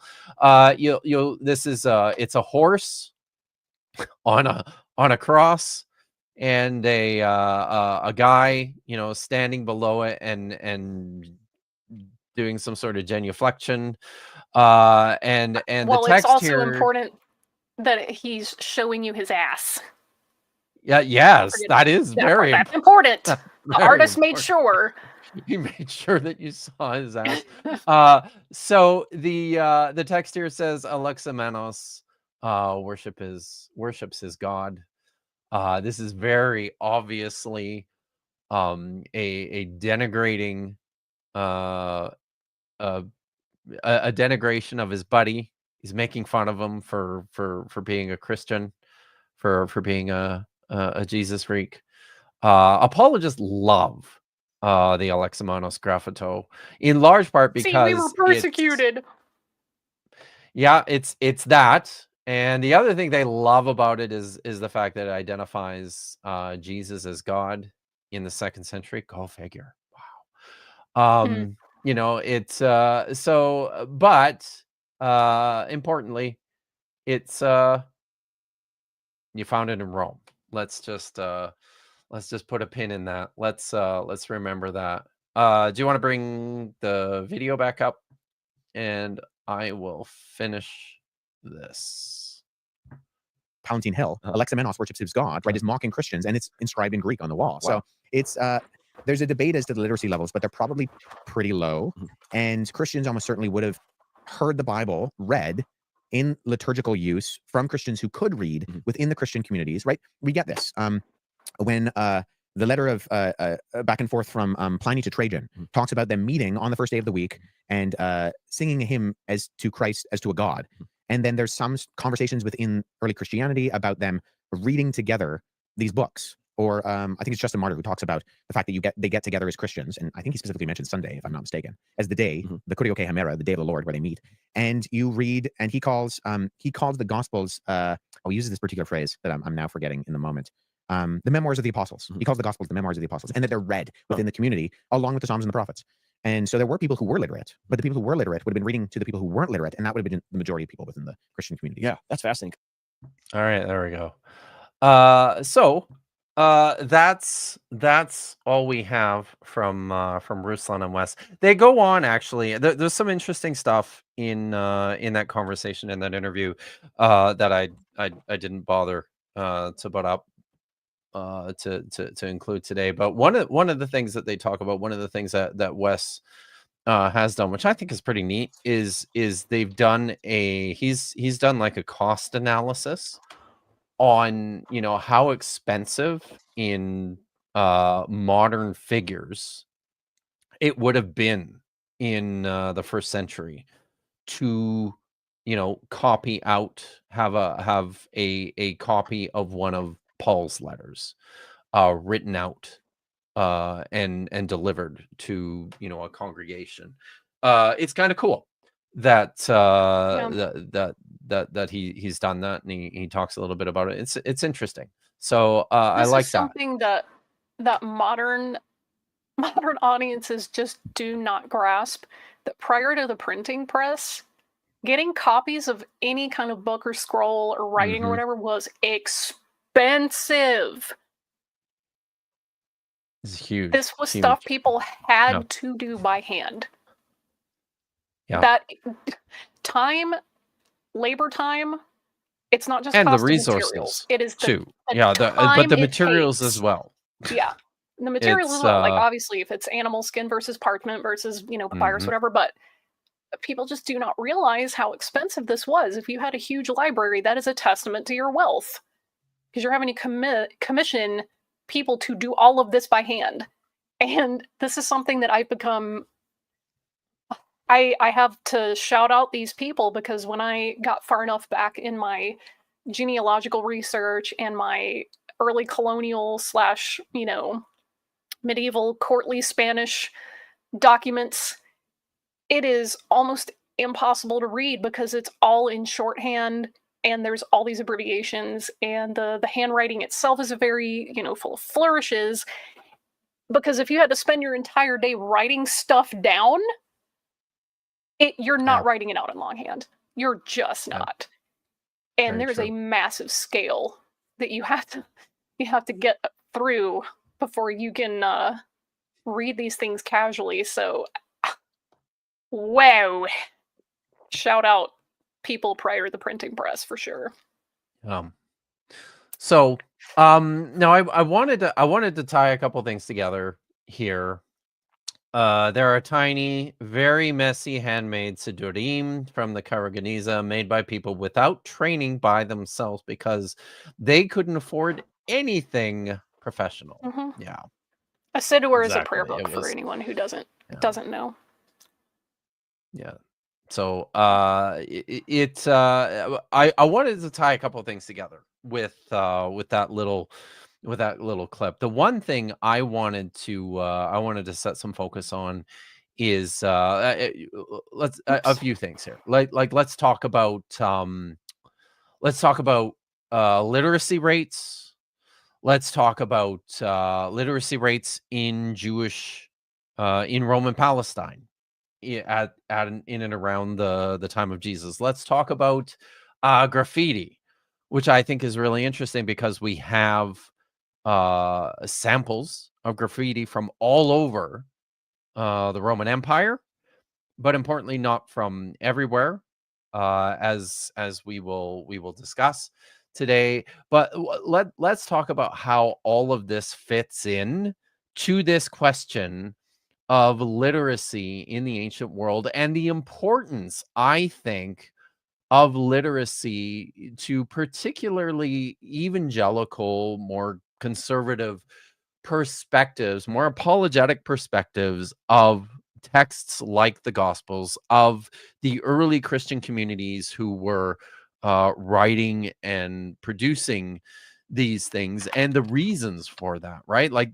one of the key reasons why this question of literacy is so important to Christian apologists is because it plays into the idea of reliability, of early origins, and of the closeness, I think, of these texts to the events in question and to eyewitness accounts. So yeah, one of the things that one of the other things I also wanted to do, and here we hold our breath and we take our lives into our hands once again. I think maybe what I'll do is I'm going to turn the sound off.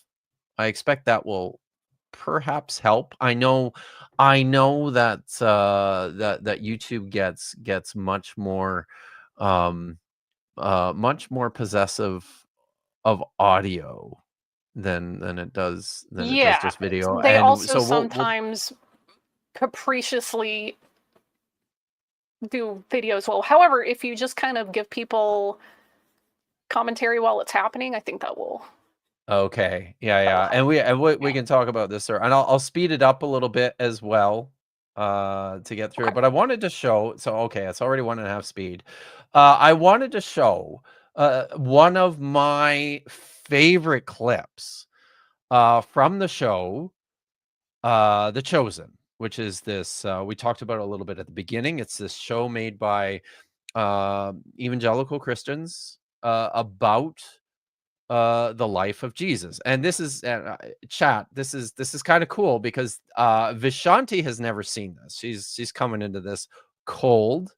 I was gonna show her before we went on today, and I did say something to her about how I kind of wanted just to see a cold reaction. I wanted to watch it like, along with everyone else. Let's do this. So and there's a few things that I really want to point out in this clip here. So let's hope that this works. I turned the sound off. There's no dialogue in this anyway, so it doesn't really matter. But just to set this up, you're going to see Nicodemus.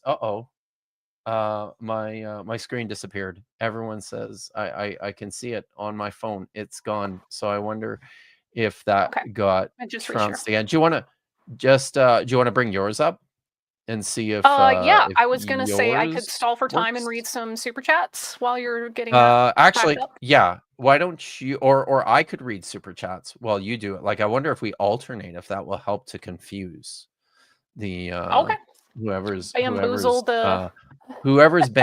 algorithm. So let's look at a couple of these.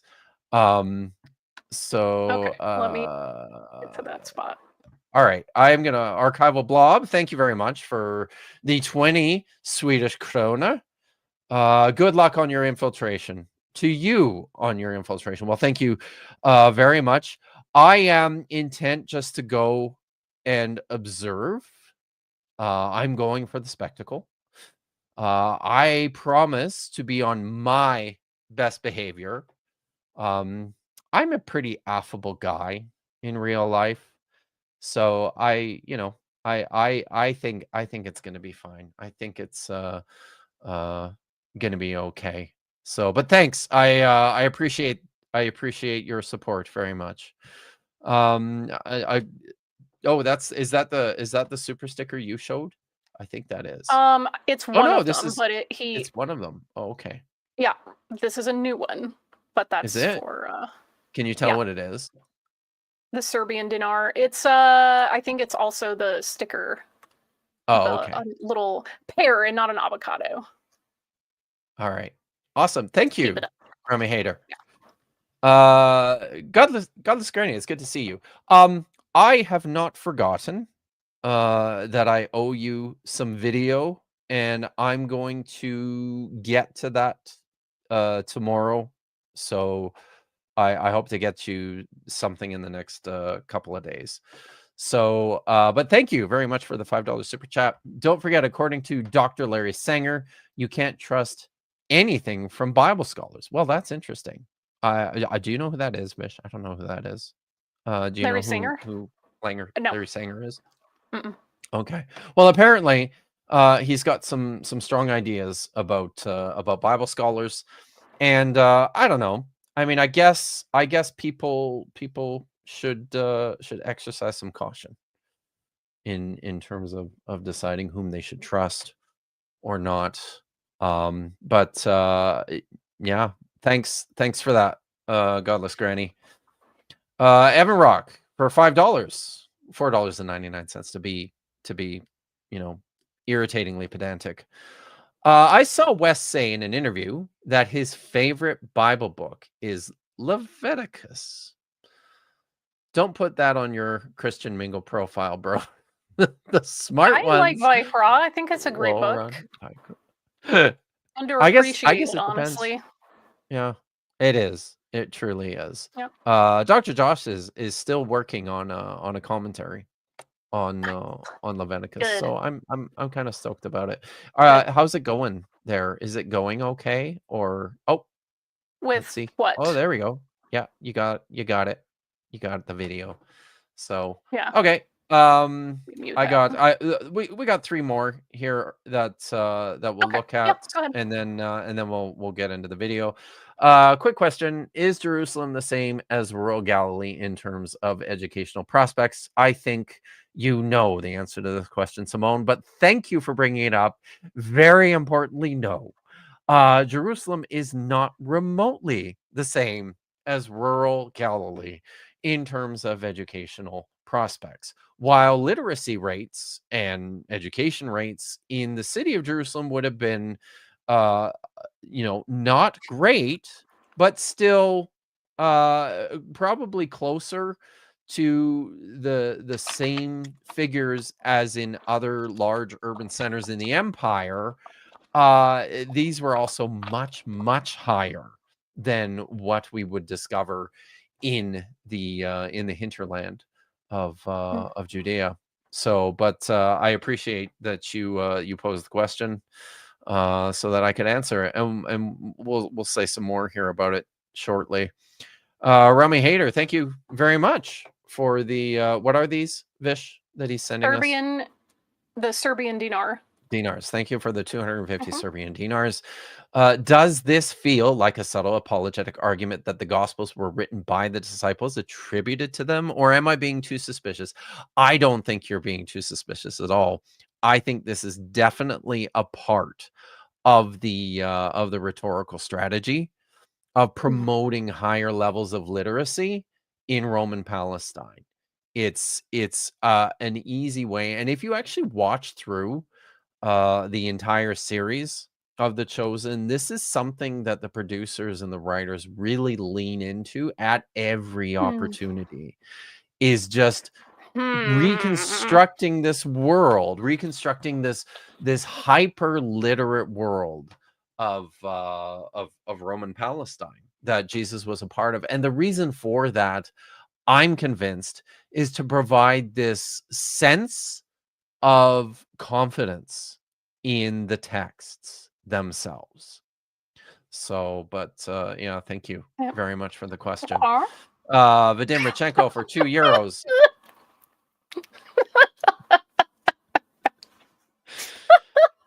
Don't forget to read The Antiquity of the Jews. If you know, you know. By First century Jewish historian Flavius Josephus. All right. Incredible. Thank you, my unfinished journey for the $2.22. Hail Nero, Dr. Kill, and Vish. And I confess I stole it. Awesome. Okay. So let's try and see if we can watch this clip. And do you have it on 1.5 speed? You got the sound turned off? Yes, I do. Sound is off. All right. Okay. So Chat, please let me know if something goes wonky. Yes, I've got it on my phone here too, so I can see. Okay. But let's see. All right. So pause it for a second. Because I have to set this up. Oh my goodness. I'm sorry. I'm terrible. So here's the thing. This is what you're going to see here. This is from season 1, episode 1. It's oh well, sorry, man. I don't know what to tell you. You're just gonna have to come back, Lawrence. So Nicodemus is entering into the bad part of the city of Capernaum. The other side of the tracks, where all the nefarious people are. There's no And so sound. You he's can just keep talking. there is no sound. That's true. So there's Nicodemus and his guy with him, and it's a terrible sort of nice. I can't help but notice that there is a lot of darker skinned people in this part of the city.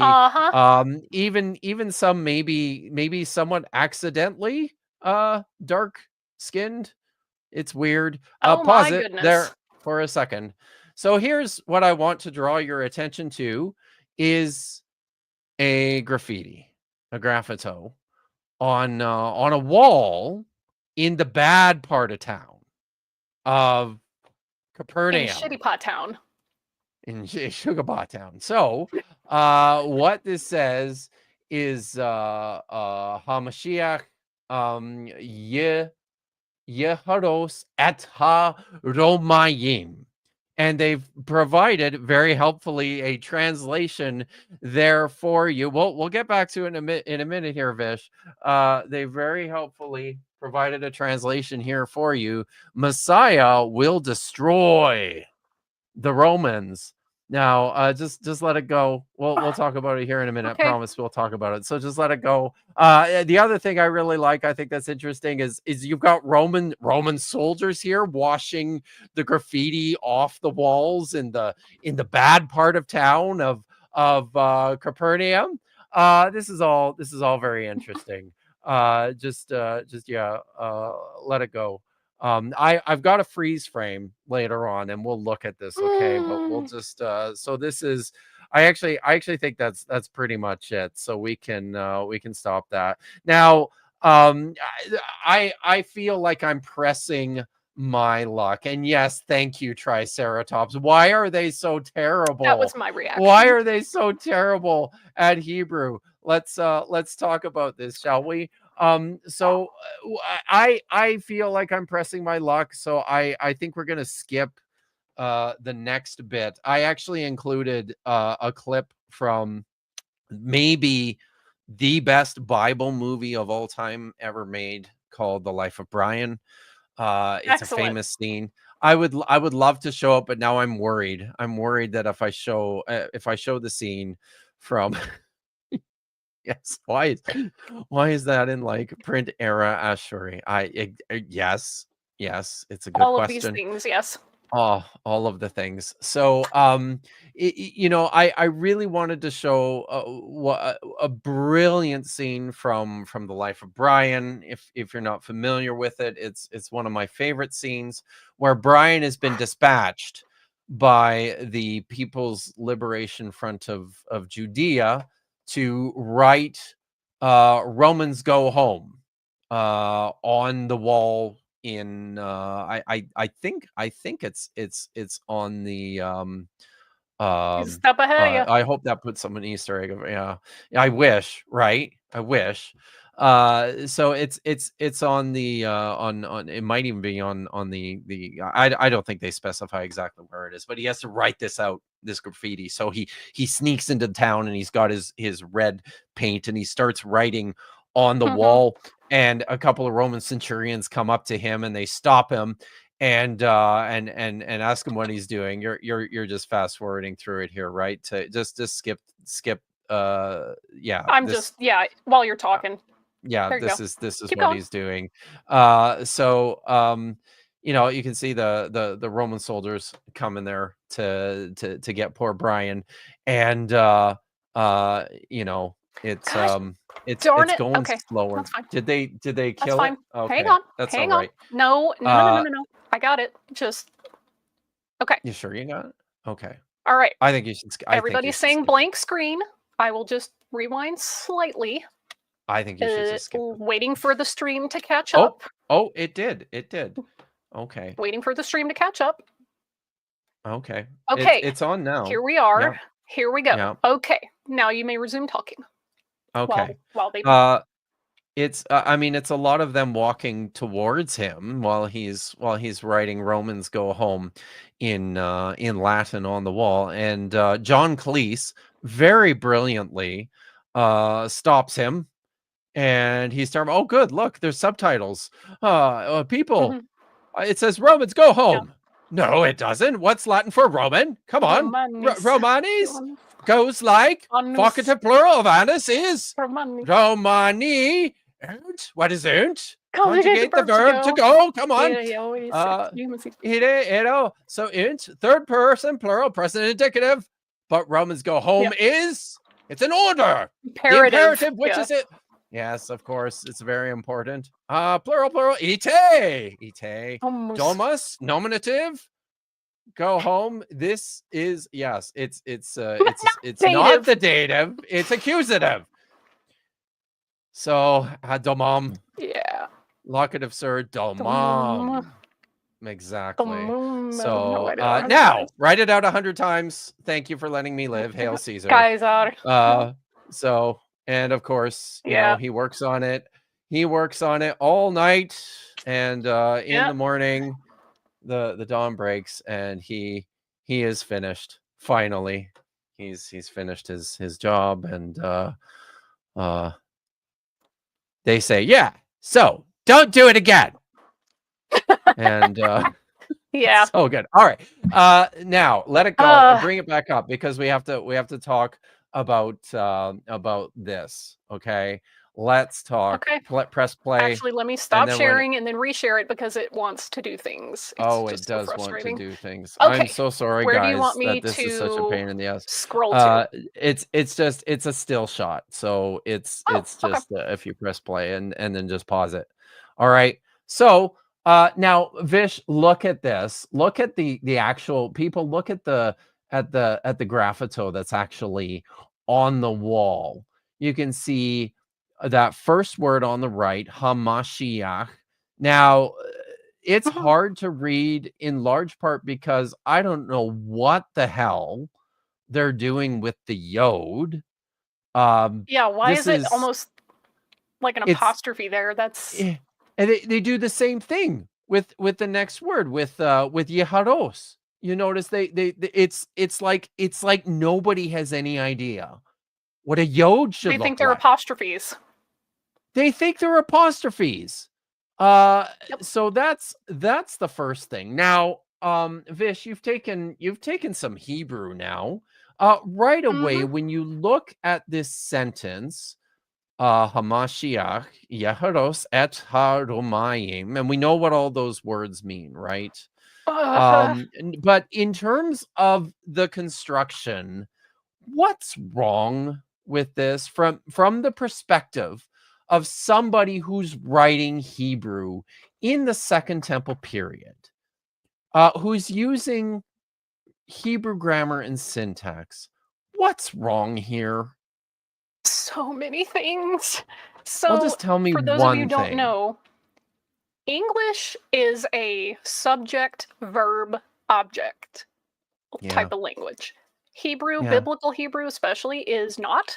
It is, as they say, BSO, verb, subject, object. Verb, subject, object. And that is what this is. And this is like some Google Translate ass Hebrew from someone who doesn't know the language, doesn't know the grammar, doesn't know the word order and syntax. Thinks that the yods are apostrophes, like. Yeah, you're mixing, you know, from a paleographic perspective, those alepphs look much more Hasmonean than they do Herodian. And you know, the several of the I mean, like the resh and the vav and the haze and the samics. Oh my god, the samic. These are like somebody sans serif ass graffiti. Yes, it's ridiculous. And now I'm going to point one other thing out to you here about this. This is the verb yecharos. Is that a word that you're altogether familiar with? I know you haven't done a ton of Hebrew. Look, but I'm familiar with several different ways to say destroy or annihilate or whatever, and this particular verb, I'm like, what? That seems really uncommon. Guys, what Vish is getting at here is just this point, right? Like there are like probably 20 different ways in Hebrew that you can say, yeah, sorority semicursive. Yeah. A Rashi script, really. Rashi script, yeah. Yeah. Yeah. Oops. So, there are probably 20 different ways that you could say the Messiah will annihilate or will destroy the Romans. You know, one of the most common ways of doing that is using a verb like nakah or shmad. Haras. I mean, it's certainly a word that appears in the Hebrew Bible. It's not a particularly common word that appears in the Hebrew Bible. And here's the thing, like, this is something, and I had to double check on myself because I'm like, that seems like a strange word choice, because I know that yeah, this particular word, why this word? And I'm like, well, maybe because I know that the show producers have hired like outside specialists, experts in the Bible to help them with some of these questions, presumably some of these questions. So I'm like, well, maybe they know something I don't. So I went and I checked. I went and I looked in our best sources. We have Hebrew sources. We have Hebrew texts from the Second Temple period, from the 1st century CE. And within the Dead Sea Scrolls, I discovered that the verb haras occurs all but twice. And one of those is a quotation of a biblical text. Oh. Okay. So out of, I don't know, what is that? 550 Hebrew manuscripts, Hebrew texts, it occurs once in some form of colloquial speech. So I don't know. Like, this is very much English person trying to figure out how somebody in ancient Hebrew would say the Messiah will destroy the Romans. And that's another thing. It's kind of interesting the that Romans. the Romans. Girl, what? You know, that one threw me I more don't than even the know, word order. right? I just don't even know because I've never seen it before. When the writers of the Dead Sea Scrolls, Simone suggested Haramim, maybe. Yeah, I think that's probably a better guess. When the writers in the Dead Sea Scrolls talk about the Romans, they use a cipher, and I would suspect that if anyone had, undertaken to write a graffito in Hebrew, in Roman Palestine, they probably also would have used a cipher. They would have, they would use a cipher. Ciphers were things that everyone recognized, who actually spoke the language. So it's not like it's honestly, it Thank just you. yeah. Okay, See, let me unpack this for the chat. or Katim or Edom or Esau. Yeah. Esau. So when Jews are writing about their oppressor de jure or occupier de jure, they use ciphers, they use references to other groups of people as like a wink and a nudge. So Katim, Edom, or Esau is frequently used when they actually wink mean like the Greeks or the Romans or whoever. It is vanishingly rare to find people outright dunking on the oppressors. And you even see this in Revelation when they talk about, the number of the beast. That is a cipher for Kaiser Nero. Or Kaiser Neron, depending on if it's 616 or 666. Exactly. Everybody would have known who that is. You just say it without saying it directly. People today even do the same thing. Like when you're on social media and you're trying not to get busted, you say, oh, you refer to the orange guy, or you use emojis, and oh my goodness. What's the slogan? Let's go Brandon, right? Yeah. Everybody knows who Let's that's go talking Brandon. about. Yeah. It's not very clever, but yeah. No, but the point here is that this is how it's done, right? Yeah. So okay, bring that down. I'm going to, and this is the last thing we're going to do today, and then we'll get to, I think we got a couple more super chats. So let's talk about this question, right? Of literacy, of graffiti, and the situation in Roman Palestine in the first century. The best work on this to date still was by Catherine Hedger, writing in 2001. It's already almost 25 years old. I can hardly believe it, but she wrote a really impressive, basically exhaustive survey study of Jewish literacy. Can everyone see it? You can see it. Hey. Jewish literacy Nice. in Roman Palestine. It's a gigantic book, by the way. It's like over 600 pages. But we're just going to read some of this because she's got a whole section here on graffiti. Can you embiggen it? Can I embiggen it? I can. Yeah. Let's embiggen it. Okay. Ooh, yay, how's that? There we go. That's good, beautiful. So she's got a whole section here on graffiti. Let's read it, shall we? Graffito inscriptions from the Herodian until the Bar Kokhba period were found at Herodion. Oh. Unlike the Ostrika inscriptions from that place, most of which are written in Hebrew or Aramaic, almost all of the graffiti are in Greek. On the basis of their script, Testa dates some of the Greek graffiti to the time of the Jewish occupation of the fortress in the 1st and 2nd century CE. The content of the inscriptions is very similar to that of the ostraca found at Herodion discussed above.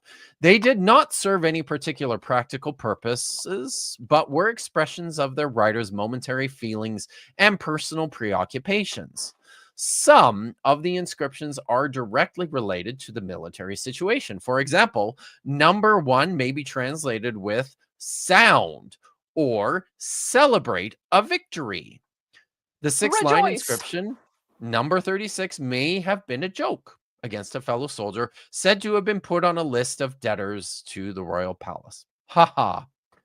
Other graffiti are expressions of love or jealousy or hope for a cure. For example, number 6 claims that the laurels of a certain Zenodoros will wither. Testa assumes that the writer was a poet. Testa's the scholar who did all the work on this. He assumes that the writer was a poet jealous of his colleague Zenodorus's fame. Number 9 is likewise formulated in poetic style. The mildness of May is a cure for Salamzion. Salamzion was obviously sick, and the writer hoped that spring would bring healing.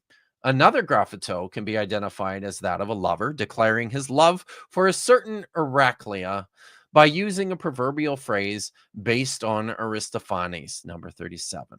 So I'm just going to pause there for a second. I think this is really interesting, and we've learned a couple things here right away. First of all the graffiti that they found in Palestine is all concentrated in this one place. This is all stuff that they found at Herodion. There's like almost nothing anywhere else. And secondly, importantly, it's all in Greek. None of it or there's very, very tiny little bits, maybe in Hebrew or Aramaic. And there's probably something else I would say here too with regards to the hilarious graffito that was introduced by the creators of The Chosen. I mean, I think I might be able to suspend my incredulity a little bit more had they bothered to write it in Aramaic or maybe even Greek. Yeah. But the fact that they wrote it out in Hebrew, come on. Rookie mistake. Rookie mistake. Yeah, I was going to say, this makes me think of the show Rome, which sadly only ran for 2 Yeah. seasons on HBO, was Yeah, great. And I it was. remember the graffiti in that show, the Atia Amat Omnis was pretty great. Just, slut shaming in the ancient world, but I don't remember that. oh, I do. Yeah, it's one of those things. What a great show. Kieran Yes. Hines as Caesar's, such good casting. Yes, very true. HBO is usually very good at casting their shows. The late Ray Stevenson was Pullo, I think. Yeah. And also a Punisher in Lexi Alexander's Punisher Warzone. So right. Yeah. All right. Well, this next part is also really interesting. The rest of the Greek graffito inscriptions found at Herodion are simple memorials. For example, numbers 18 and 35, writing exercises in number 28, or of a pornographic character, numbers 2 to 4. Yeah. Especially striking is the depiction of a mule accompanied by a monogram Alpha Omega, beginning and end, representing Jesus Christ. That sounds kind of familiar, actually, doesn't it? It's reminiscent, perhaps, of the Alexamenos graffito. But I think this is kind of cool too. The depiction was obviously meant as a blasphemy of the Christian belief, which is enforced by the drawing of a phallic symbol. People do love drawing dicks on things. They really do, and always have. Testa suggests that the graffito was drawn by an adherent of Bar Kokhba himself. So this is second century. Early 2nd century, right? Which is pretty great. In any case, it is likely that the artisan was a Jew. And I this is Italian, I think, that I don't read. The only... Do you know this? It's just saying, like, a Hebrew... just drawing like offensive stuff against Jesus or Christ, represented by a mule or an ass. Right. So just a description. The only Hebrew graffito is known formula, maybe. The only Hebrew graffito is an oath formula, which may be based on Job 38:28, number 13. As already pointed out in connection with the ostraca inscriptions from Herodion, the people who occupied the fortress seem to have been especially well educated in either Greek literature or the Bible, or both. The graffiti on the walls confirm this impression, since they are sometimes formulated in a poetic style and or allude to classical literature. The degree of literacy oversimplified by the inscriptions can therefore not be considered representative of Jewish society as a whole at the time. Did I hear simplified when... Did I hear that? Because it reads exemplified. Oh, exemplified. No, you might have heard simplified. You might have. I might have. I'm just there. One real quick thing. I think Israel Finkelstein has done a lot of great work here. And Eric Klein the Everyday. Language in Canaan was Greek, speaking predominantly during the Hellenistic period, well into the 400s. Yes. Yes. All right. A few Jewish graffito inscriptions of approximately the same period were also discovered at Matzah. All of the graffiti found at Matzah are written in Latin or Greek rather than in Jewish script.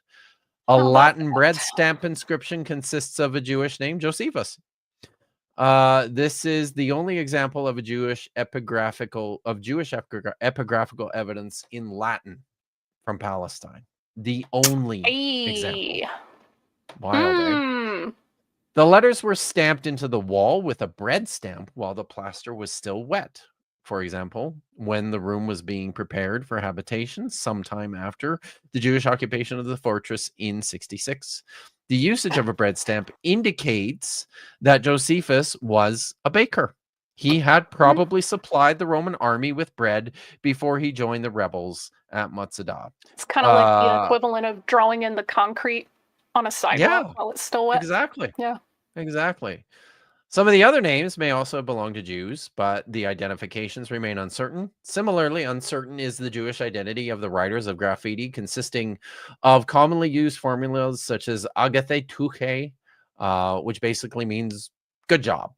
Although the formula is apparently not attested for Jews, it certainly has worn thin enough to have lost any pagan association it may have held.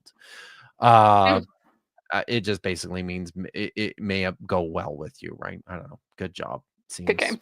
Good game. appropriate. Yeah. Other graffiti and late Herodian script datable to the end of the Second Temple period were found in a Judean desert cave, which seems to have served as a shelter for Jewish refugees during the First Revolt. Patrick discovered 2 Hebrew alphabet inscriptions and another 4-line Aramaic inscription written with a pointed stick on the plaster walls of a cistern in the caves of Nachal Mikmash. According to Patrick, the alphabets should be considered a protective magic formula, like the 2 Merarot and the pentagram drawn in charcoal on the cistern wall. The Aramaic, cool, eh? Cool. The Aramaic inscription reads, Yod-Zer has been taken away, the guards entered. It records the entrance of the guards, Matern. I wonder if that's supposed to be that's probably supposed to be a transliteration.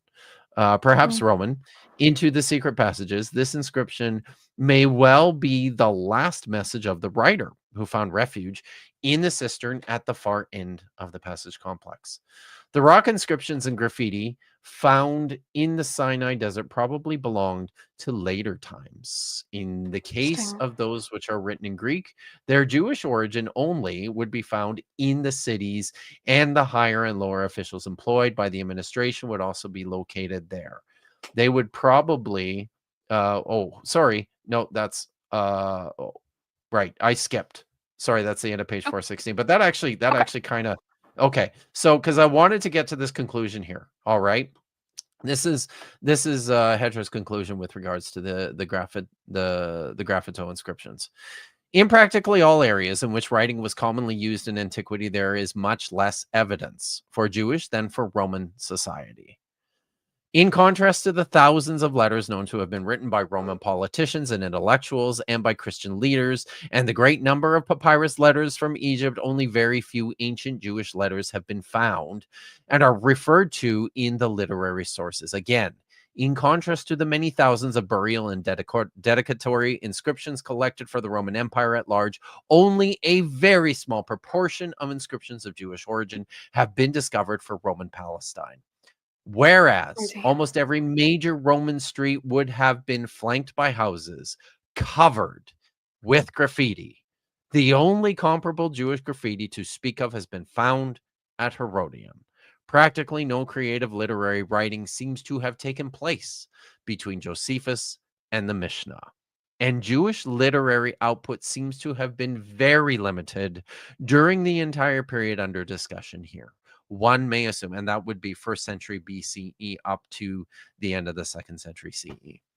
One may assume, though, that biblical texts were repeatedly recopied. That is, literary writing seems to have almost exclusively been a reproductive activity carried out by specialized scribes. The limitedness of the evidence for all types of writing cannot be explained away by reference to the general vicissitudes of document survival or the laziness of Israeli archaeologists. Ouch! Wow. And the burden of proof rests upon those who argue that literacy was widespread among the Jewish population of Roman Palestine. I also just would say, hey, how do you define literacy? Like, again, it's a range, but also I love that we don't find a whole lot of creative writing or non-sacred literature during this time. I think that's fascinating because it, to me, just as a layperson, kind of speaks to the tough conditions that they were living in, where you just don't have you don't have the leeway or the resources mentally, financially, maybe, to really sit down and be creative. And if there's literature out there, there's not a lot of it. We haven't found it. That's, to me, that tracks, because I find that when I'm experiencing a lot of stress in my life, my creative faculties are almost nil. And in terms of like post 70, that also to me seems to track, because a lot of a lot of the Jewish community felt like they had to scatter, and they're trying to recoup and regather after the temple's gone, and you have a temple-centric religion, so we need to figure out what the heck we're doing before we get back into creative mode. So, yeah, I think Chrissy, once again, same page. Since creative writing was an expensive activity that required a huge amount of training, they may have lost infrastructure after the wars. Yeah, lots of scribes died. Yep. Yeah, I'm telling you, man, there's a reason that the sages, especially in the Talmud, they do not speak highly of the revolts. They do not consider the Maccabean period to be a success. They're like, nope, this went poorly for pretty much everyone involved. And short-term gains didn't hold out. So I suspect that those things go hand in hand. Yeah, exactly. So, but I think, I mean, it's almost 3:30, so it's probably a good time I'm getting to hungry. wrap it up. I got a couple more super chats here. Oh, I did want to listen. I need to do this. I meant to do it earlier, and it slipped. So the governor was late. I'm happy he's here. I'm wondering if he's still on his ski trip with his broken foot. But I hope it went well if you're back. But I wanted to just give a shout out. So you may have noticed that that things look pretty good in here. I have this is my first stream with my my ludicrously fast new computer and camera setup. A lot of people operating good. A lot of people helped me out with this, and I am extremely grateful. But I wanted to give a special shout out to the governor, who went above and beyond to help me out and to make sure that I got the best bang for my buck. So thank you very much, sir, for your help, and I hope you're doing well. All right, Hang Fishy for $15 says he's hereby contributing to my Post Apologetics Conference beer fund. Yes, I will. I will need that, won't I?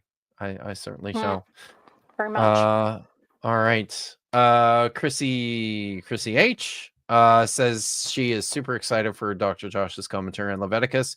He should just start the digital Hammurabi commentary series. So listen, Agreed. one of the things that Josh is actually in the process of looking into right now. I don't think I'm speaking out of turn here. But he's actually been in contact with the editors at Sheffield, I believe. Sheffield Phoenix. To see if they might have any interest in it in their commentary series. So which I think that would be amazing, as much as I think it would be amazing for different reasons for Josh to publish it on his own platform, as he usually does. This would give Josh a monograph length peer-reviewed publication, which would be amazing. So but yeah, either way, it's going to be great, you guys. Evan Rock, thank you very much for the $4.99 super chat. What gives me the ick about Wes loving Leviticus is that he claims to think it is true and not that problematic. I worry for the women around him. Now, I suppose that's fair. I mean, true in the sense of what, like given divinely? Is that what we're talking about? Because I mean, it's true that it exists as a text and that people used it as a law code for a while. I mean, but yeah, I'm with you on that. Anybody who goes all in on certain texts, and it has implications for how authoritarian they are. So it really sucks that they don't engage with parallel traditions about how to wrestle with these texts. But you know, hey, whatever. Do your thing. Do your thing. So, and we're done doing our thing. All right. So cool. it's what day is it? It's Wednesday, right? So Mhm. I'll be at the Apologetics Conference on Friday night and Saturday. I don't know how long I'm gonna stay on Saturday. There's some breakout sessions in the afternoon that look really, really, really uninteresting. But so maybe I'll be home before too long. So Yes, I did not Vish, forget, Chrissy. So, in an effort to actually get my channel rolling a little more consistently, I have realized the need for help. And Chrissy and I are cooking up some videos and or streams where we're going to be tackling things like anti-Semitic tropes. We're going to talk a little bit about deconstruction and how to do it and what it is, and how you can deconstruct and deconvert potentially without causing further harm. Because it turns out that when you spend most of your life living under a Christian hegemony and or in Christian circles, that you develop some pretty toxic ways of thinking, and you really need to unpack those if you want to be a nice, healthy, pluralistic member of society. So we're going to talk a little bit about that and give people maybe some more equipment to recognize red flags and dog whistles and all that stuff, because wow, my country is headed to a not good place. So, and I am learning every day that just on a personal anecdotal note, I am learning every day as I discovered it once again this morning that I don't, I don't pick up on a lot of the same stuff as readily as some of my good friends do. And I'm trying to I'm also, in the process of developing my own skills of perception.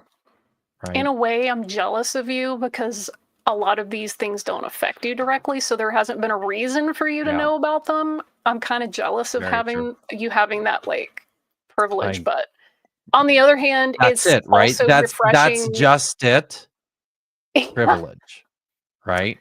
Yeah, it's what it is. And it's the thing is like, it's nice to know that you're aware of like, oh wow, this wasn't on my radar because it didn't affect me. So let me get it on my radar so I can be a good like ally. Also, SJ was asking which apologetics conference. The Apologetics Canada Conference, SJ, at Northview Church in Abbotsford, British Columbia. Woo! I'm excited. So, and your Saturday, you're gonna be looking to still be on Dapper Dinosaurs chilling as with the per dinosaur.